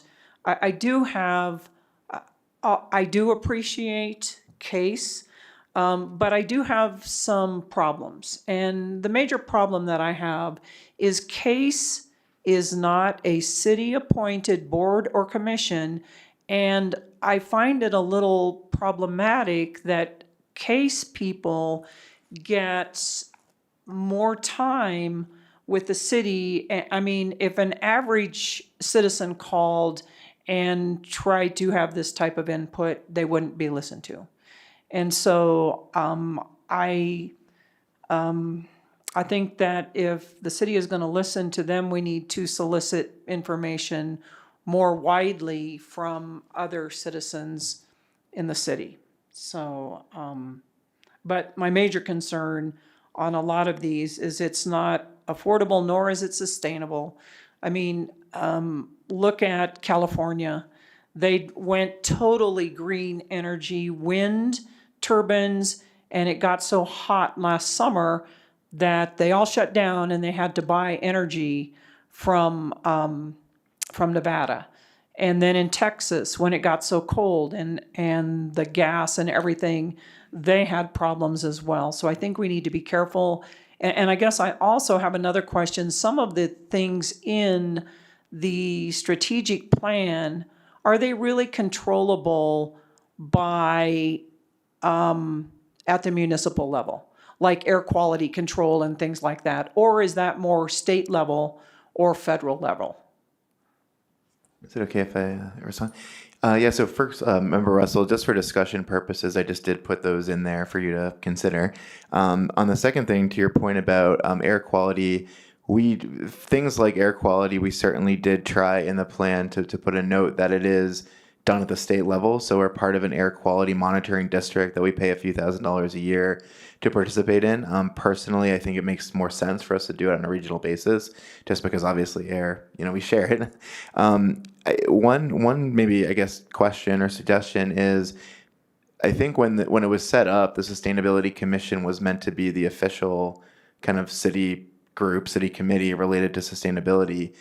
We do have a second meeting with that group coming up on March, I believe it's 7th. So if it's something you wanted to do, we certainly could we could certainly have our sustainability coordinator do an analysis of those and then bring it to the Sustainability Commission for their review and their recommendation to you, if you would like to do that. The only thing with that is that we might need to move the March 14th date back a week or two to give time to do that, if you'd like them to do that.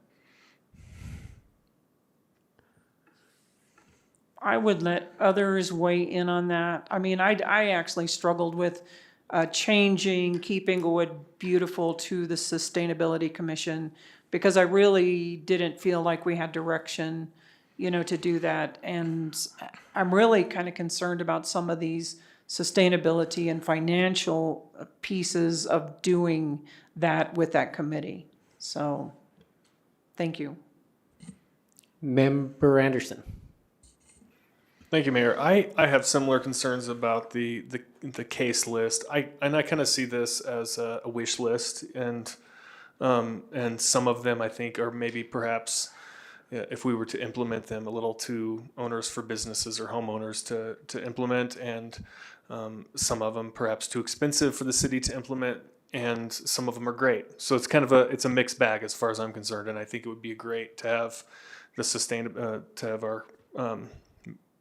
our sustainability coordinator, Mel, I don't remember her last name right now, look those over and have the Sustainability Commission review them as well. Thank you, Member Anderson. Member Woodward.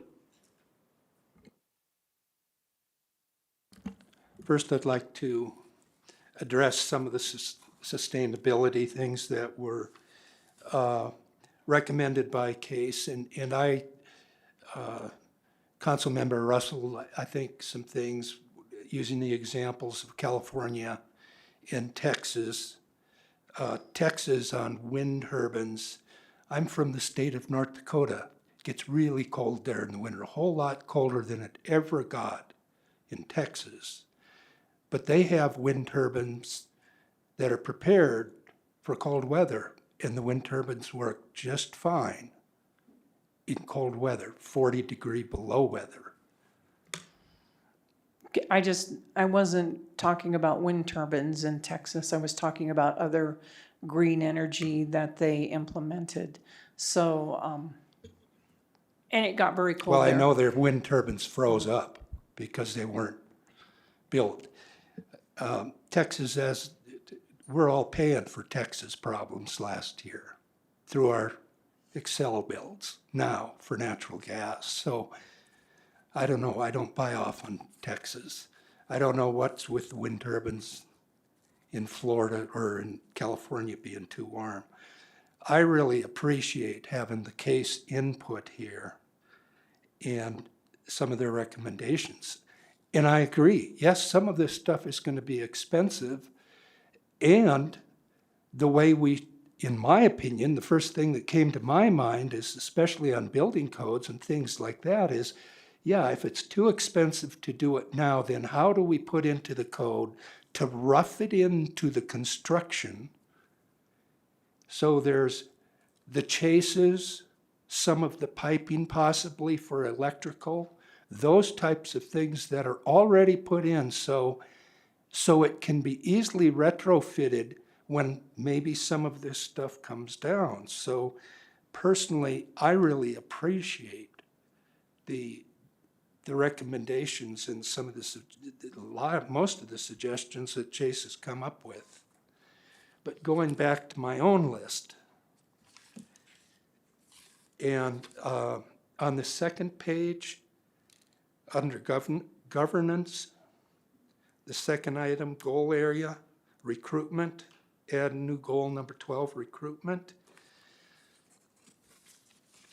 I know I've brought this up, I think, to the city manager and talked about it with a long-term resident member, Russell, about how Englewood in the past, culturally, a lot of the people that live in the city work right here at the city or have worked here at the city. And I would like to see some sort of rating system with HR, a point system or whatever, that if all things are equal, if one person is from the city of Englewood and the other applicant is from Denver, Aurora, wherever, the city of Englewood gets the priority in the hiring. And again, I'm saying all things being equal. I would like to see that back in the culture of Englewood, where, Englewood people are part of the city, a big part of the city. They currently are a part of the city, but I mean a big part. Again, the school district is still like that.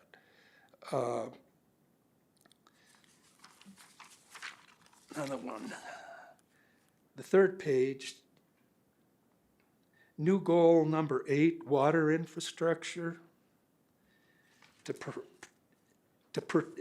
very last line under the change, to protect water infrastructure and rights, water rights. I mean, that's our biggest asset in this city is our rights, and I sure want to make sure we're very clear on protecting them.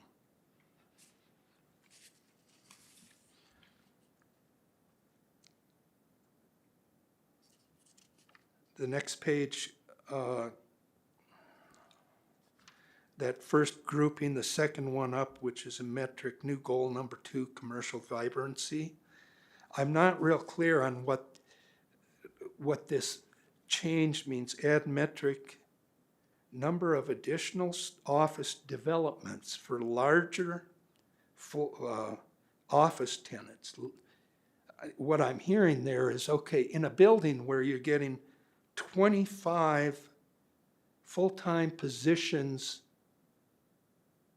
in a multi-tenant building, that's a lot, that's a big building.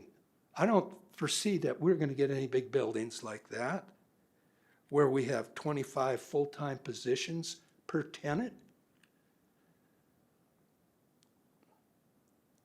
And I'm wondering does that mean tenant or employees or what? But coming from that world, that is commercial real estate, office buildings specifically, the way this is written, we're not getting that. There's no land to do that. Yeah, so this may be clunky in the way it was written, but basically this was actually in the previous iteration of the strategic plan, just focused on basically tracking the number of large being the definition our community development department came up with was over 25 employees, tenants in the city. So that was in our plan originally. So here it's out in a table just because it would be moved because of the retreat. Council decided to split up two different goal areas.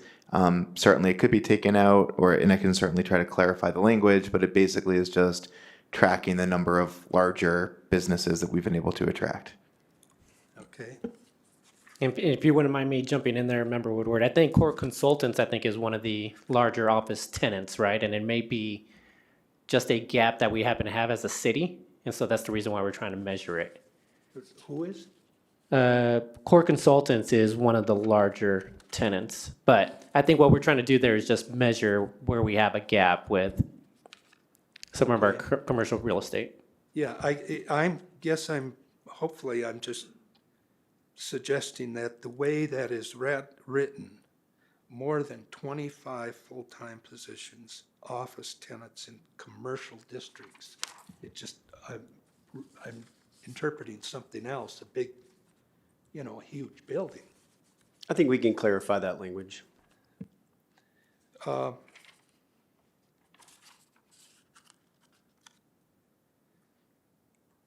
the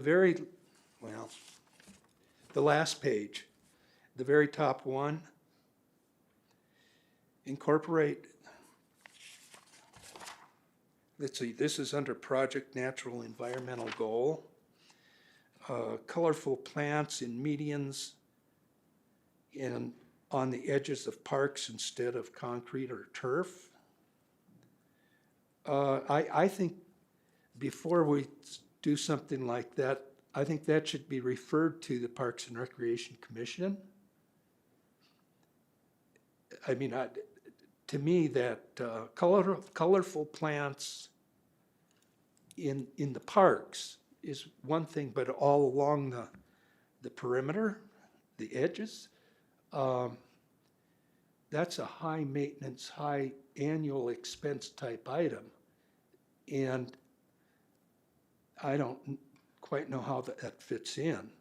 So that's just my thought, is that should go to the Parks and Rec Commission and let Parks and Recreation professionals and the commission discuss that.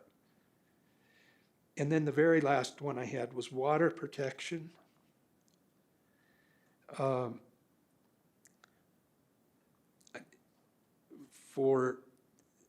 I would add to that water protection, instead of just water, I would say river and stream water protection.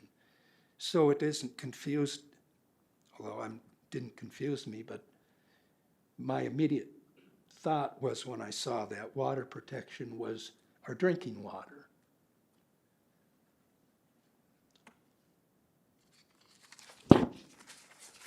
So Anything else, Member Woodward? that is it. Thank you. So I have a question, Assistant City Manager Dodd, regarding the comment to take it back to the Sustainability Commission. Are we on some sort of timeline if we were to push it back for the team to look at, or? Not really. I mean, I think it would delay the tracking of it would delay basically the publication of the document and then the tracking that we'll be doing on a quarterly basis, but it wouldn't really change things a whole lot if we delayed it a bit. And our new Sustainability Coordinator, whose name I'm Melissa. Yeah. Melissa England, yeah. England, that's right. She's going to have to look over all this information anyway, so it really wouldn't be that big of a deal if we were to delay this and have the Sustainability Commission look at it. Trust me, the directors have not had any heartburn about us not checking in with them every month about these so far. I mean, it does delay tracking. So. Right. I would be fine with the Sustainability Commission looking at this and before coming back to us. So Anybody, it looks like I got some nodding heads, at least 4 now, so. Anything else from council? Do you have what you need, Assistant City Manager Dodd? Yeah, thank you very much for the input. I appreciate it. Yeah, thank you, everyone. And I think you're done for the night. One more. Am I?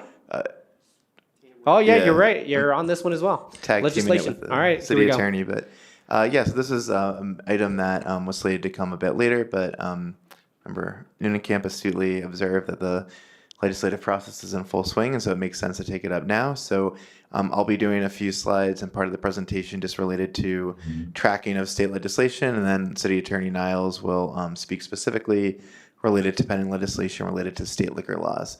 So just as a quick refresher, I began tracking legislation last year. Basically what I did is I created a document for 2021 that basically summarized about 25 pieces of key legislation that if passed would impact the city of Englewood. CML does track hundreds of pieces of legislation. Some refer specifically to rural communities or communities with gaming licenses or state agencies that regulate local agencies. And so in the document that I published for Englewood, it was really focused on ones that, if passed, would have a direct input on Englewood. And then every month when I do the government trends report, I include a table that basically shows a progress update on each piece of legislation. And I am almost done with the one for 2022. You should have it by Wednesday. And I think I did include one example from Thornton. There are some cities in the region that do have a process in place to advocate for or against legislation at the state and federal levels. When we discussed this in May, I think at the time the consensus was to have staff tracking it, but not necessarily for council to weigh in on it. There's several different options, of course, for you to consider. One is to request that staff stop tracking pending state legislation. Another is to continue that we tracking legislation and give you a monthly update for informational purposes only, which is what we're currently doing. We could also bring legislation forward to council for consideration on a case-by-case basis as requested by council, or we could bring legislation forward consideration based on specific guidelines. So for example, if they tie to strategic plan goals or priorities or things like that. And I'll turn it over to City Attorney Niles to address this part. Thank you, Tim. This is a follow-up regarding council's direction regarding public consumption within the city of Englewood. As you recall, when we discussed that last, council directed me to pursue efforts to change state law that prohibits the city from regulating its right-of-way regarding consumption of alcohol in its right-of-way. Of course, there's a state statute that says the city of Englewood and every city in the state of Colorado can authorize consumption of alcohol on public property except for right-of-way. So to pursue that, I contacted several business owners and interested parties that could assist us in determining the best way to go about that. Colorado Municipal League has a lobbyist, and of course they have efforts to create and modify legislation within the state. So we contacted CML for guidance on that as well. We determined that there is an effort statewide to reconsider the entire liquor code and to look at revisions to it. And both Tim and I reached out to CML's lobbyist and to state representatives regarding the status of that and to determine if we could weigh in. I presented our concerns with the state law that prohibits us from regulating our own right-of-way and to determine what uses are allowed as it relates to alcohol. Of course, other state law gives us pretty wide discretion as to what we can and can't allow in our right-of-way, except for telecommunications and a couple of other things that we've discussed in other presentations. And so I presented proposed revisions to state law and requested that those proposed revisions be considered in this process. Tim also directly contacted the CML lobbyist who we anticipate is going to have a seat at the table to consider the revisions to state liquor laws. And then we asked, what is the best way to present the city of Englewood's position that it would like to see a change regarding the statute so that the city of Englewood has the authority to regulate its own right-of-way. And so as you'll see, the bottom point was that council may wish to consider some sort of formal support that can be presented by the lobbyists during this process. So we have two options to do a formal designation of support through either a formal resolution or a letter signed by the mayor that states, this is the issue we have, this is why we think there should be a slight tweak to the state law, and request that it be considered during the study process for the state liquor code. And it would be my recommendation that we do this by letter, because it is a letter that will go to the CML lobbyist that the lobbyist can then present during this process as some sort of evidence of Englewood's support. So that's where we are on that issue. I welcome any questions. Thank you very much, City Attorney Niles and Mr. Dodd. Questions from council? Mayor Pro Tem? At what point does our behavior become lobbying? I'm sorry? At what point does our behavior become lobbying? So there's like a statute that requires registration and such of lobbyists, and there's all kinds of mouse traps embedded in that statute. How do we know that what we're doing isn't or is in compliance with that statute? Well, I mean, we need to review the statute to make sure we're in compliance. At this point, we're not lobbying any lawmakers. We haven't contacted any lawmakers.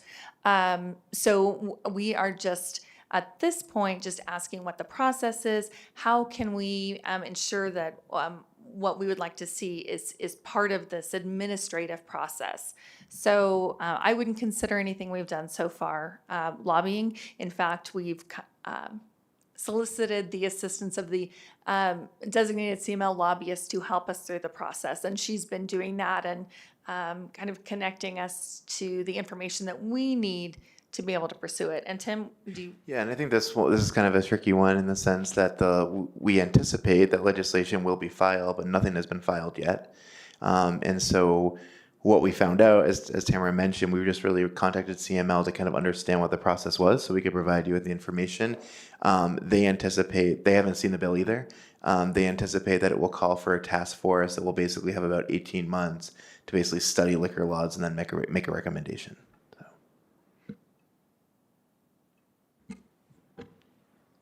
I think this is something that I would support a resolution on, just going forward on that. Thank you, Mayor Pro Tem. Member Nudenkamp. Thank you, Mayor. Thank you for bringing this up so quickly. It was a very tight turnaround, so I'm very impressed. And obviously, I pushed for this last week. So a couple of thoughts from me. In no way, shape, or form do I want us to duplicate the work that CML is already doing, and I don't want us to create work that we don't need to be doing. On the other hand, I don't want us to forfeit the potential we have to influence decisions that would have a significant impact for our city. And so in the tracking that you've done in the past, was that the tracker that you included from 2021, which I was not on council then, was that compiled monthly and then the final report was issued in May? So what I did is I actually did a report that I issued in March, that basically the summary document that I attached. And then every month I do a government trends report, which is basically like articles and things like that that are happening across the country. In that report, I include a table that basically lists all the legislation that was in the main document and basically says, okay, where is it? Is it signed by the governor? Is it in committee? And so every month I do an update on that. Mm-hmm. Okay, that's super helpful. So for me, the way I would like to see us move forward, and I'm curious to hear what my colleagues think, is I think that what Thornton did by kind of setting out policy priorities at the beginning of the year is interesting. I think obviously it's not something for this year, but I think it's something that I would consider in Q4 of this year for 2023. And I think getting the government trends and the updates are really helpful. But for issues that specifically relate to areas in our strategic plan, I would like to see maybe a more timely notification of an opportunity to engage. And I think we actually could just do a letter. I don't think maybe we need to do a full resolution just for speed and ease, is my personal opinion. but for us to be able to engage, and I think that would be only in areas where there would be a significant benefit to the city, a significant benefit to our strategic plan, and then otherwise we could run a lot of our work through CML. So only I think in cases where it would be especially useful for us to weigh in, do I think that we would need to take that extra step. As far as the public consumption issue goes, I would also support action on that. I would probably support a letter over a resolution. And I think it just as a matter of local control. Thank you, Member Noonan-Camp. Member Anderson. Thank you, Mayor, and thank you, Assistant City Manager Dodd, for the update on this. I would like to continue seeing this tracked, and I think the bullet point number 3 there, bring legislation forward to council for consideration on a case-by-case basis as requested by council, such as what we're doing here with the liquor law issue, seems like the appropriate path forward to me. And then with regard to the specific item on the table here with the liquor law feedback, I'm happy to support either a resolution or a letter. I think I would lean letter, but I think I would love to see us do something on this. Thank you. Thank you, Member Anderson. So I do have a question. I'm trying to figure out the timing. Like, when do we weigh in with this? So let's say if we did decide to do number 4 here, and kind of link it to the strategic plan, is that something that we would kind of like Member Noonan-Camp talked about, something that we would finalize a strategic plan basically in Q4, and then there would be a letter or resolution in Q1? Or is this something that we're going to be seeing throughout the year that we would be acting on? Yeah, there's certainly different ways to do it. It's like the example I include in your packet is basically one where almost kind of as part of the retreat process, maybe a little bit earlier than that, like in December, a council would basically go through what their priorities were and then kind of create a statement document that would basically be kind of support or oppose kind of general concepts and legislation. But one idea related to that, though, is, if you gave staff guidance, on we want to see every piece of legislation related to infrastructure and transportation because it's our priority, we could certainly package that for you. So it's really however you want to do it. But in terms of the timeline, we're a little bit late this year. Mm-hmm. That's why, I started last year kind of tracking month to month. There are some bills that have not, there are some probably that have yet to be filed. There are some that haven't been assigned a calendar date, and there are others that are way into the committee process. So it's really all over the place right now. And in terms of just weighing in with the liquor law, I would be in favor of a letter or proclamation. Letter would be fine for me in terms of that. And I'm actually leaning towards number 4, but just really honing in on what specifically we wanted to focus on. Member Woodward. Do we know what Denver is doing with regard to right-of-ways? I mean, what they're putting together? I don't, but I could certainly research that if you want us to. I think they were looking at, I believe they were looking at some things.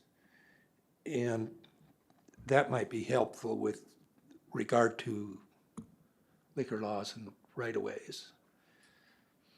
But I would be supportive of a letter and go in with number 4 on the list. Thank you, Member Woodward. Member Anderson.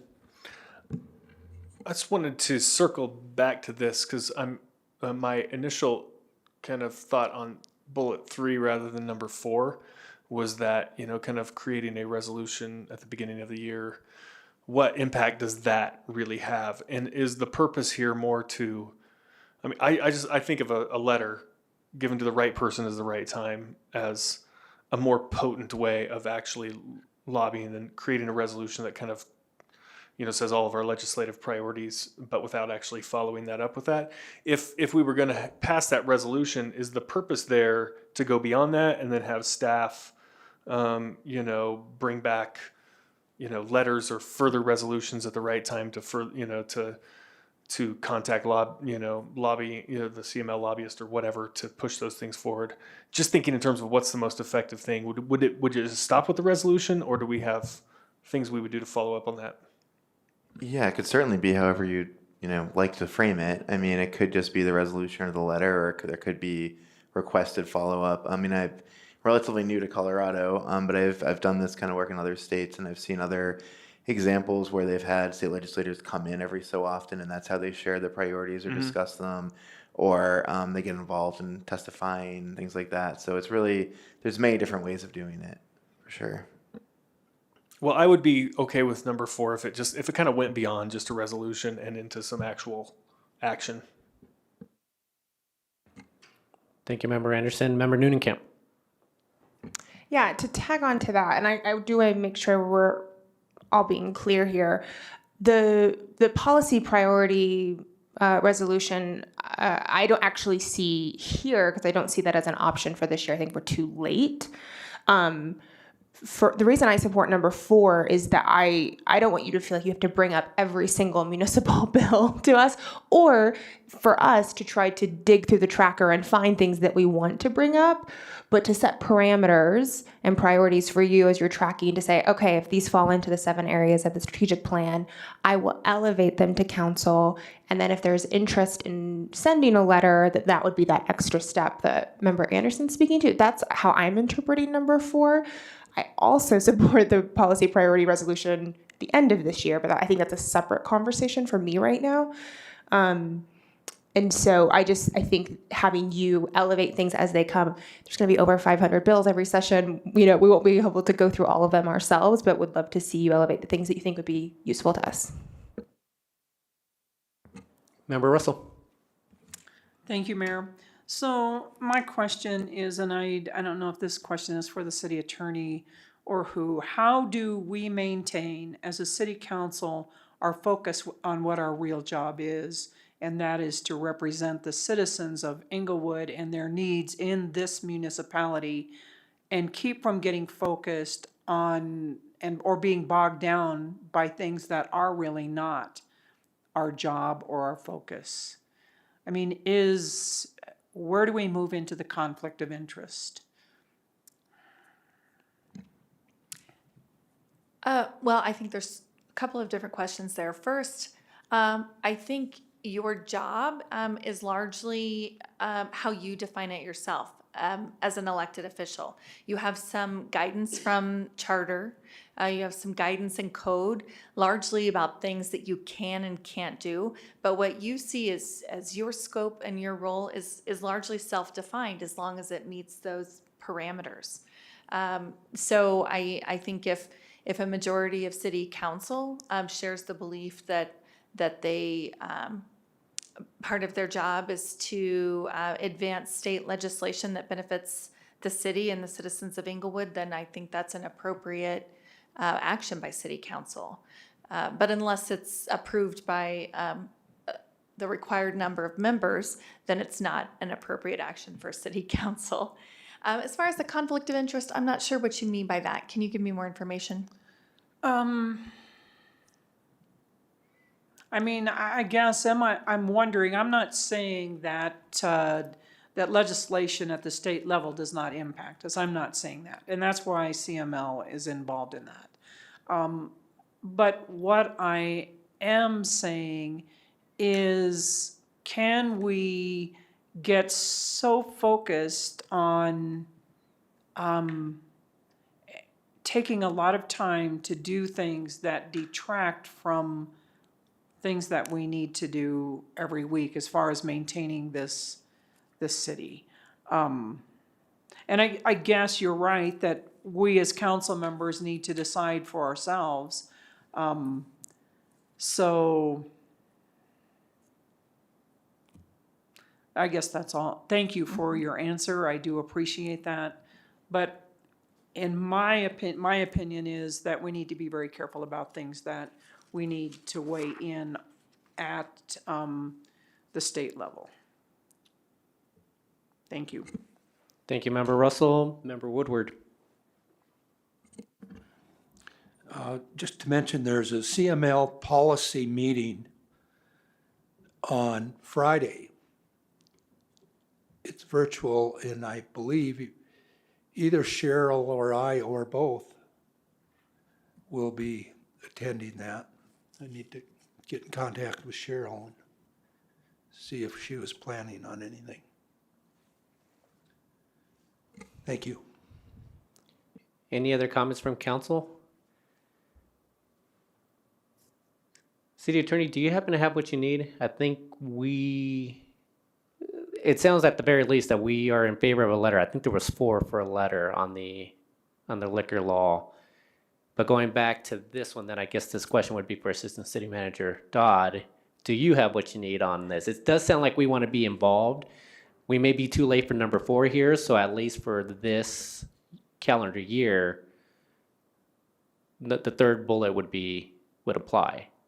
No? No, did I misunderstand? I don't think that number 4 is necessarily has to be the policy priority resolution. I think number 4 can just be anything that fits within specific guidance that we Right. give tonight would be elevated. And I hear Member Russell's concern, and I agree with it. I don't want this to be a time suck. I don't want this to become a focus. But if there are specific policy issues that we could weigh in on in a timely manner, I think that we should at least have those elevated for a decision.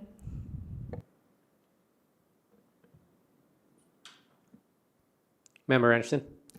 I guess my thought is, would this liquor question in terms of the right of way came up because it was something that we had during COVID, and something we have some interest in having along Broadway. I'm not sure where, if you're just filtering the legislative list based on the strategic plan, if this one would have been caught. I'm not really sure. Are there I don't. Maybe it would have in terms of creating a good community well-being or something. It might have, but I guess I would rather personally see the whole list. If you send out monthly or quarterly updates or whatever, I scan through that list. If I see anything of interest to me that I think council would want to weigh in on, I would want to bring that back to council. But having the list curated creates a little more work on your end and might miss something that doesn't tie quite as directly to a strategic plan priority. So I guess I lean number 3, a little less work for you, and a quick review for any council members that want to weigh in on stuff. So I don't know.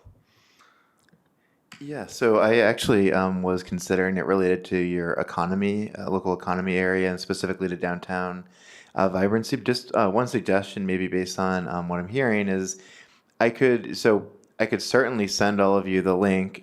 So basically, the CML has 2 trackers, one for the Senate, one for the House, that has basically every piece of legislation they're tracking. So I could certainly send you those links. And I'm pretty close to having kind of my kind of collation of it done. So I could certainly, if it's what you want me to do, organize kind of key pieces of legislation just based on the areas of the strategic plan they tie to, and then provide it to you, provide you with the updates, and then if council wants to weigh in on specific ones, then bring those forward for your consideration with a little bit more detail. Would that work? Is that what you're looking for? See some nodding heads. Yeah. Member Noonan-Camp. I also think, we're halfway through the session.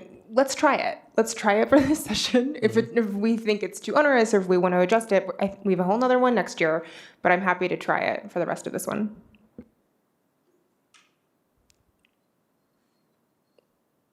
Any other comments from council?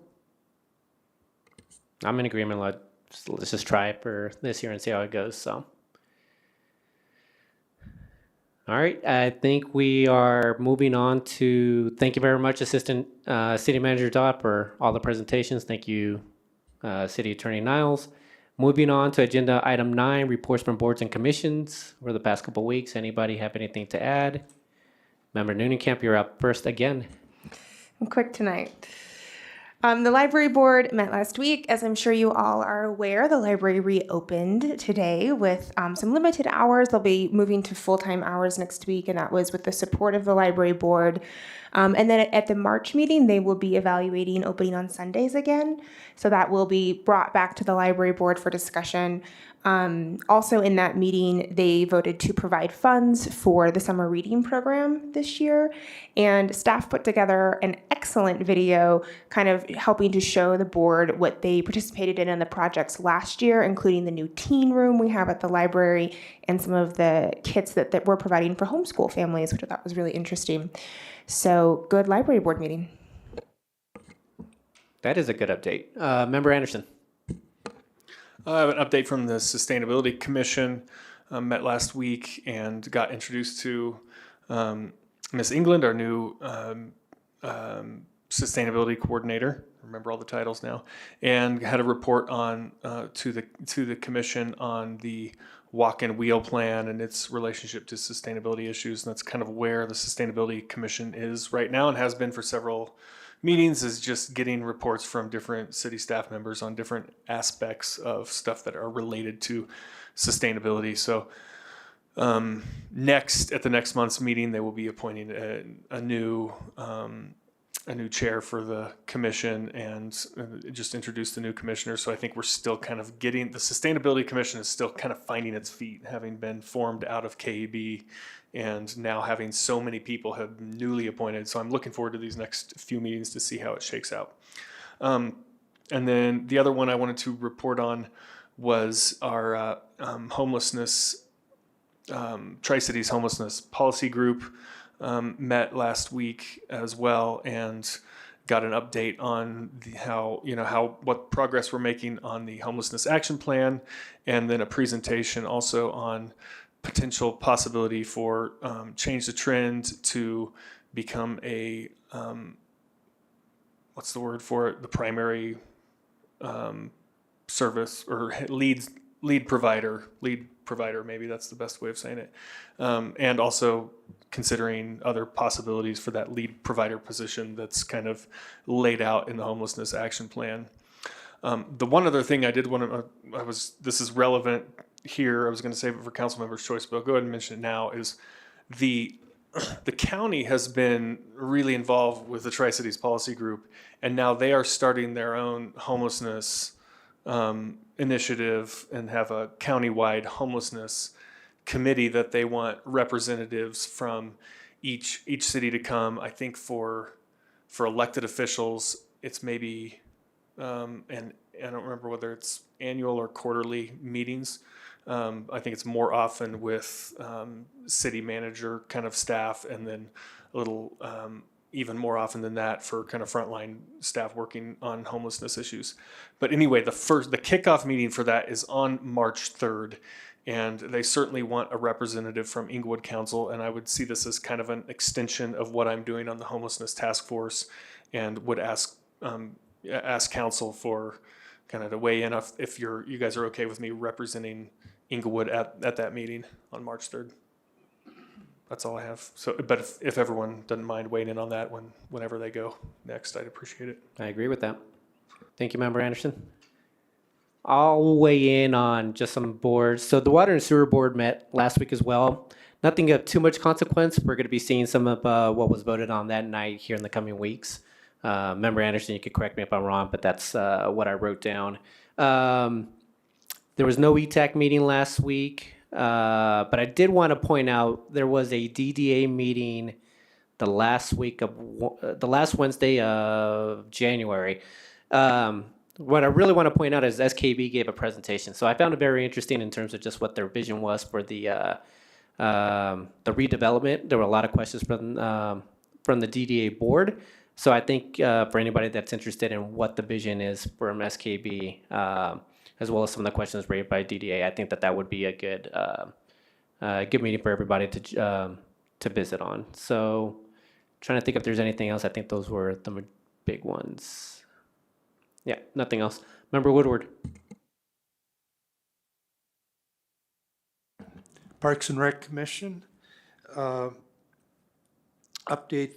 I think it was mentioned that the fence the new fencing separating the dog park, dog play area from the kids' play area at Duncan Park has been installed. Jason Park will be later. There was, I guess, some estimating problems there, and so they got that corrected, and the fencing will be in later. Let's see, what else do we have?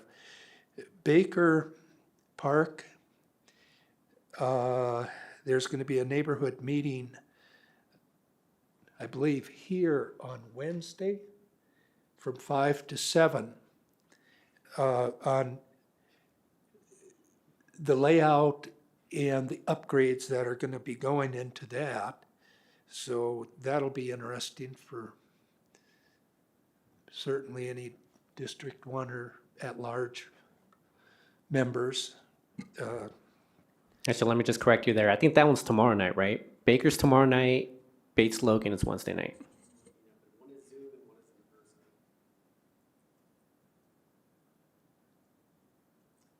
This one, the Baker one, as I understood it, was in person for here.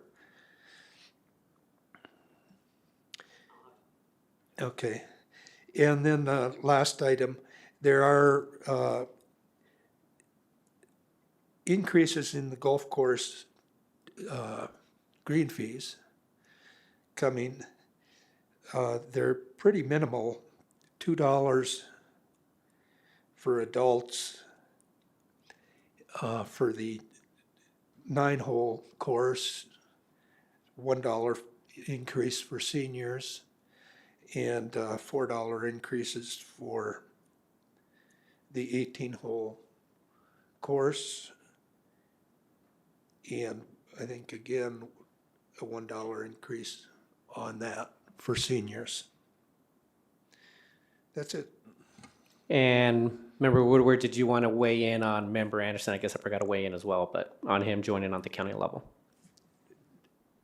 Bless you for doing it. And I was going to How's say, that? yeah, I'm in favor of it as well. Obviously, we spoke about it earlier, but yeah, be in favor of Member Anderson joining on the county level. Anyone else want to weigh in, at least on Member Anderson's? Saw you, Member Noonan-Camp. Yep, I'm glad you're doing it. All right, we got 4. Anybody else need to weigh in? If not, we could just move to council members' choice. I have nothing tonight. Anybody else have anything else they want to? Member Woodward. Yes, I have 3 council requests here. First one was status of the safety of the Dartmouth Bridge and when the resurfacing is going to happen. And what brings that up for me is driving over it over the weekend and then recalling back to what I think was one of my last study sessions when I was on council before, which would have been in 2011. And the report from Public Works was that it was in dire need of some major repairs. And that here were the Band-Aids and here was the cost for fixing it. And the council at that time decided to go with the Band-Aids.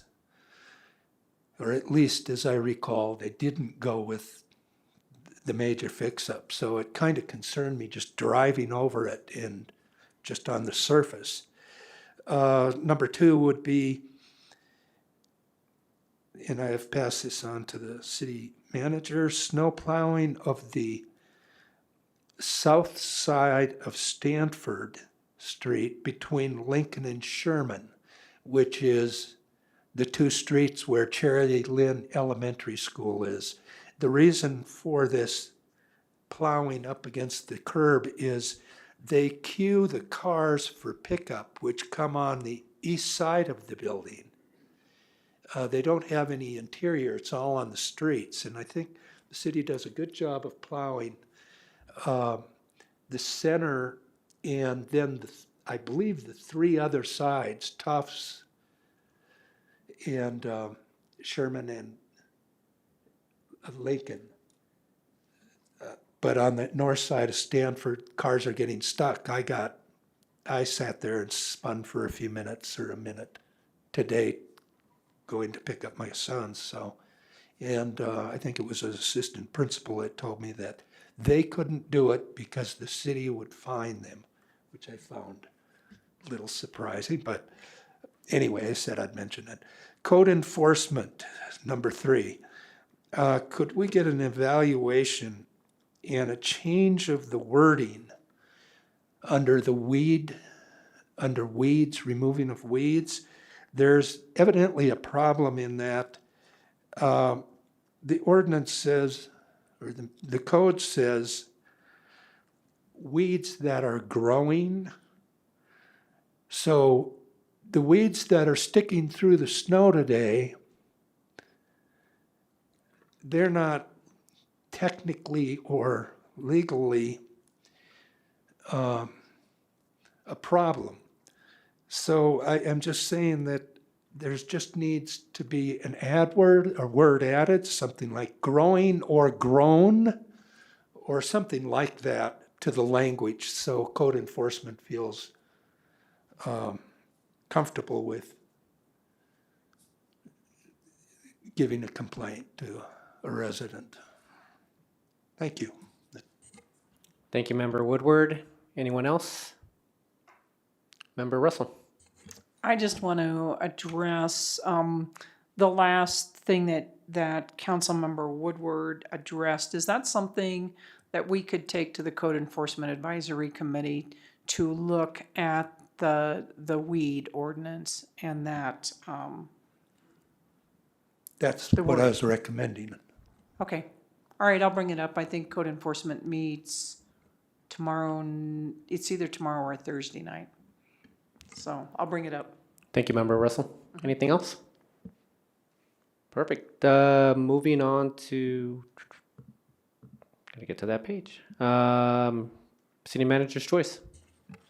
Thank you, Mayor. Just to reiterate what Councilmember Woodward was saying about the public meetings.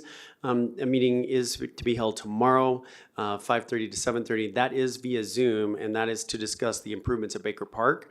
So that's the first public meeting. We're kind of doing a trial and error, perhaps, on these and trying one Zoom, trying one in person, and seeing kind of the reactions we get. Bates Logan public meeting will be a little the next day, February 16th, from 5 to 7 p.m. On the third floor lobby. I think that's supposed to say the second floor lobby at the Civic Center.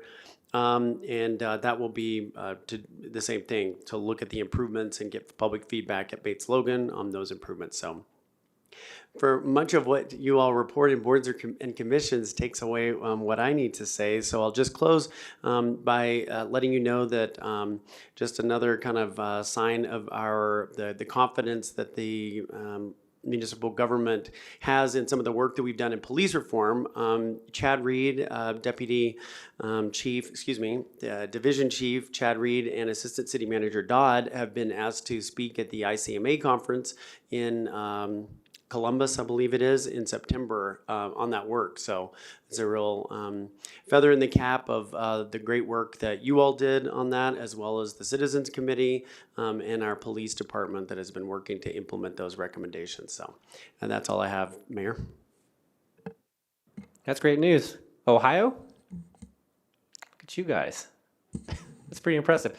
No, congratulations to Division Chief? Chad Reid and Assistant City Manager Dodd. That's great. I see nothing else, so this meeting is now adjourned. It is a little bit after 9:15. Everyone have a great evening, and happy Valentine's Day. And thanks to City Clerk for the candy.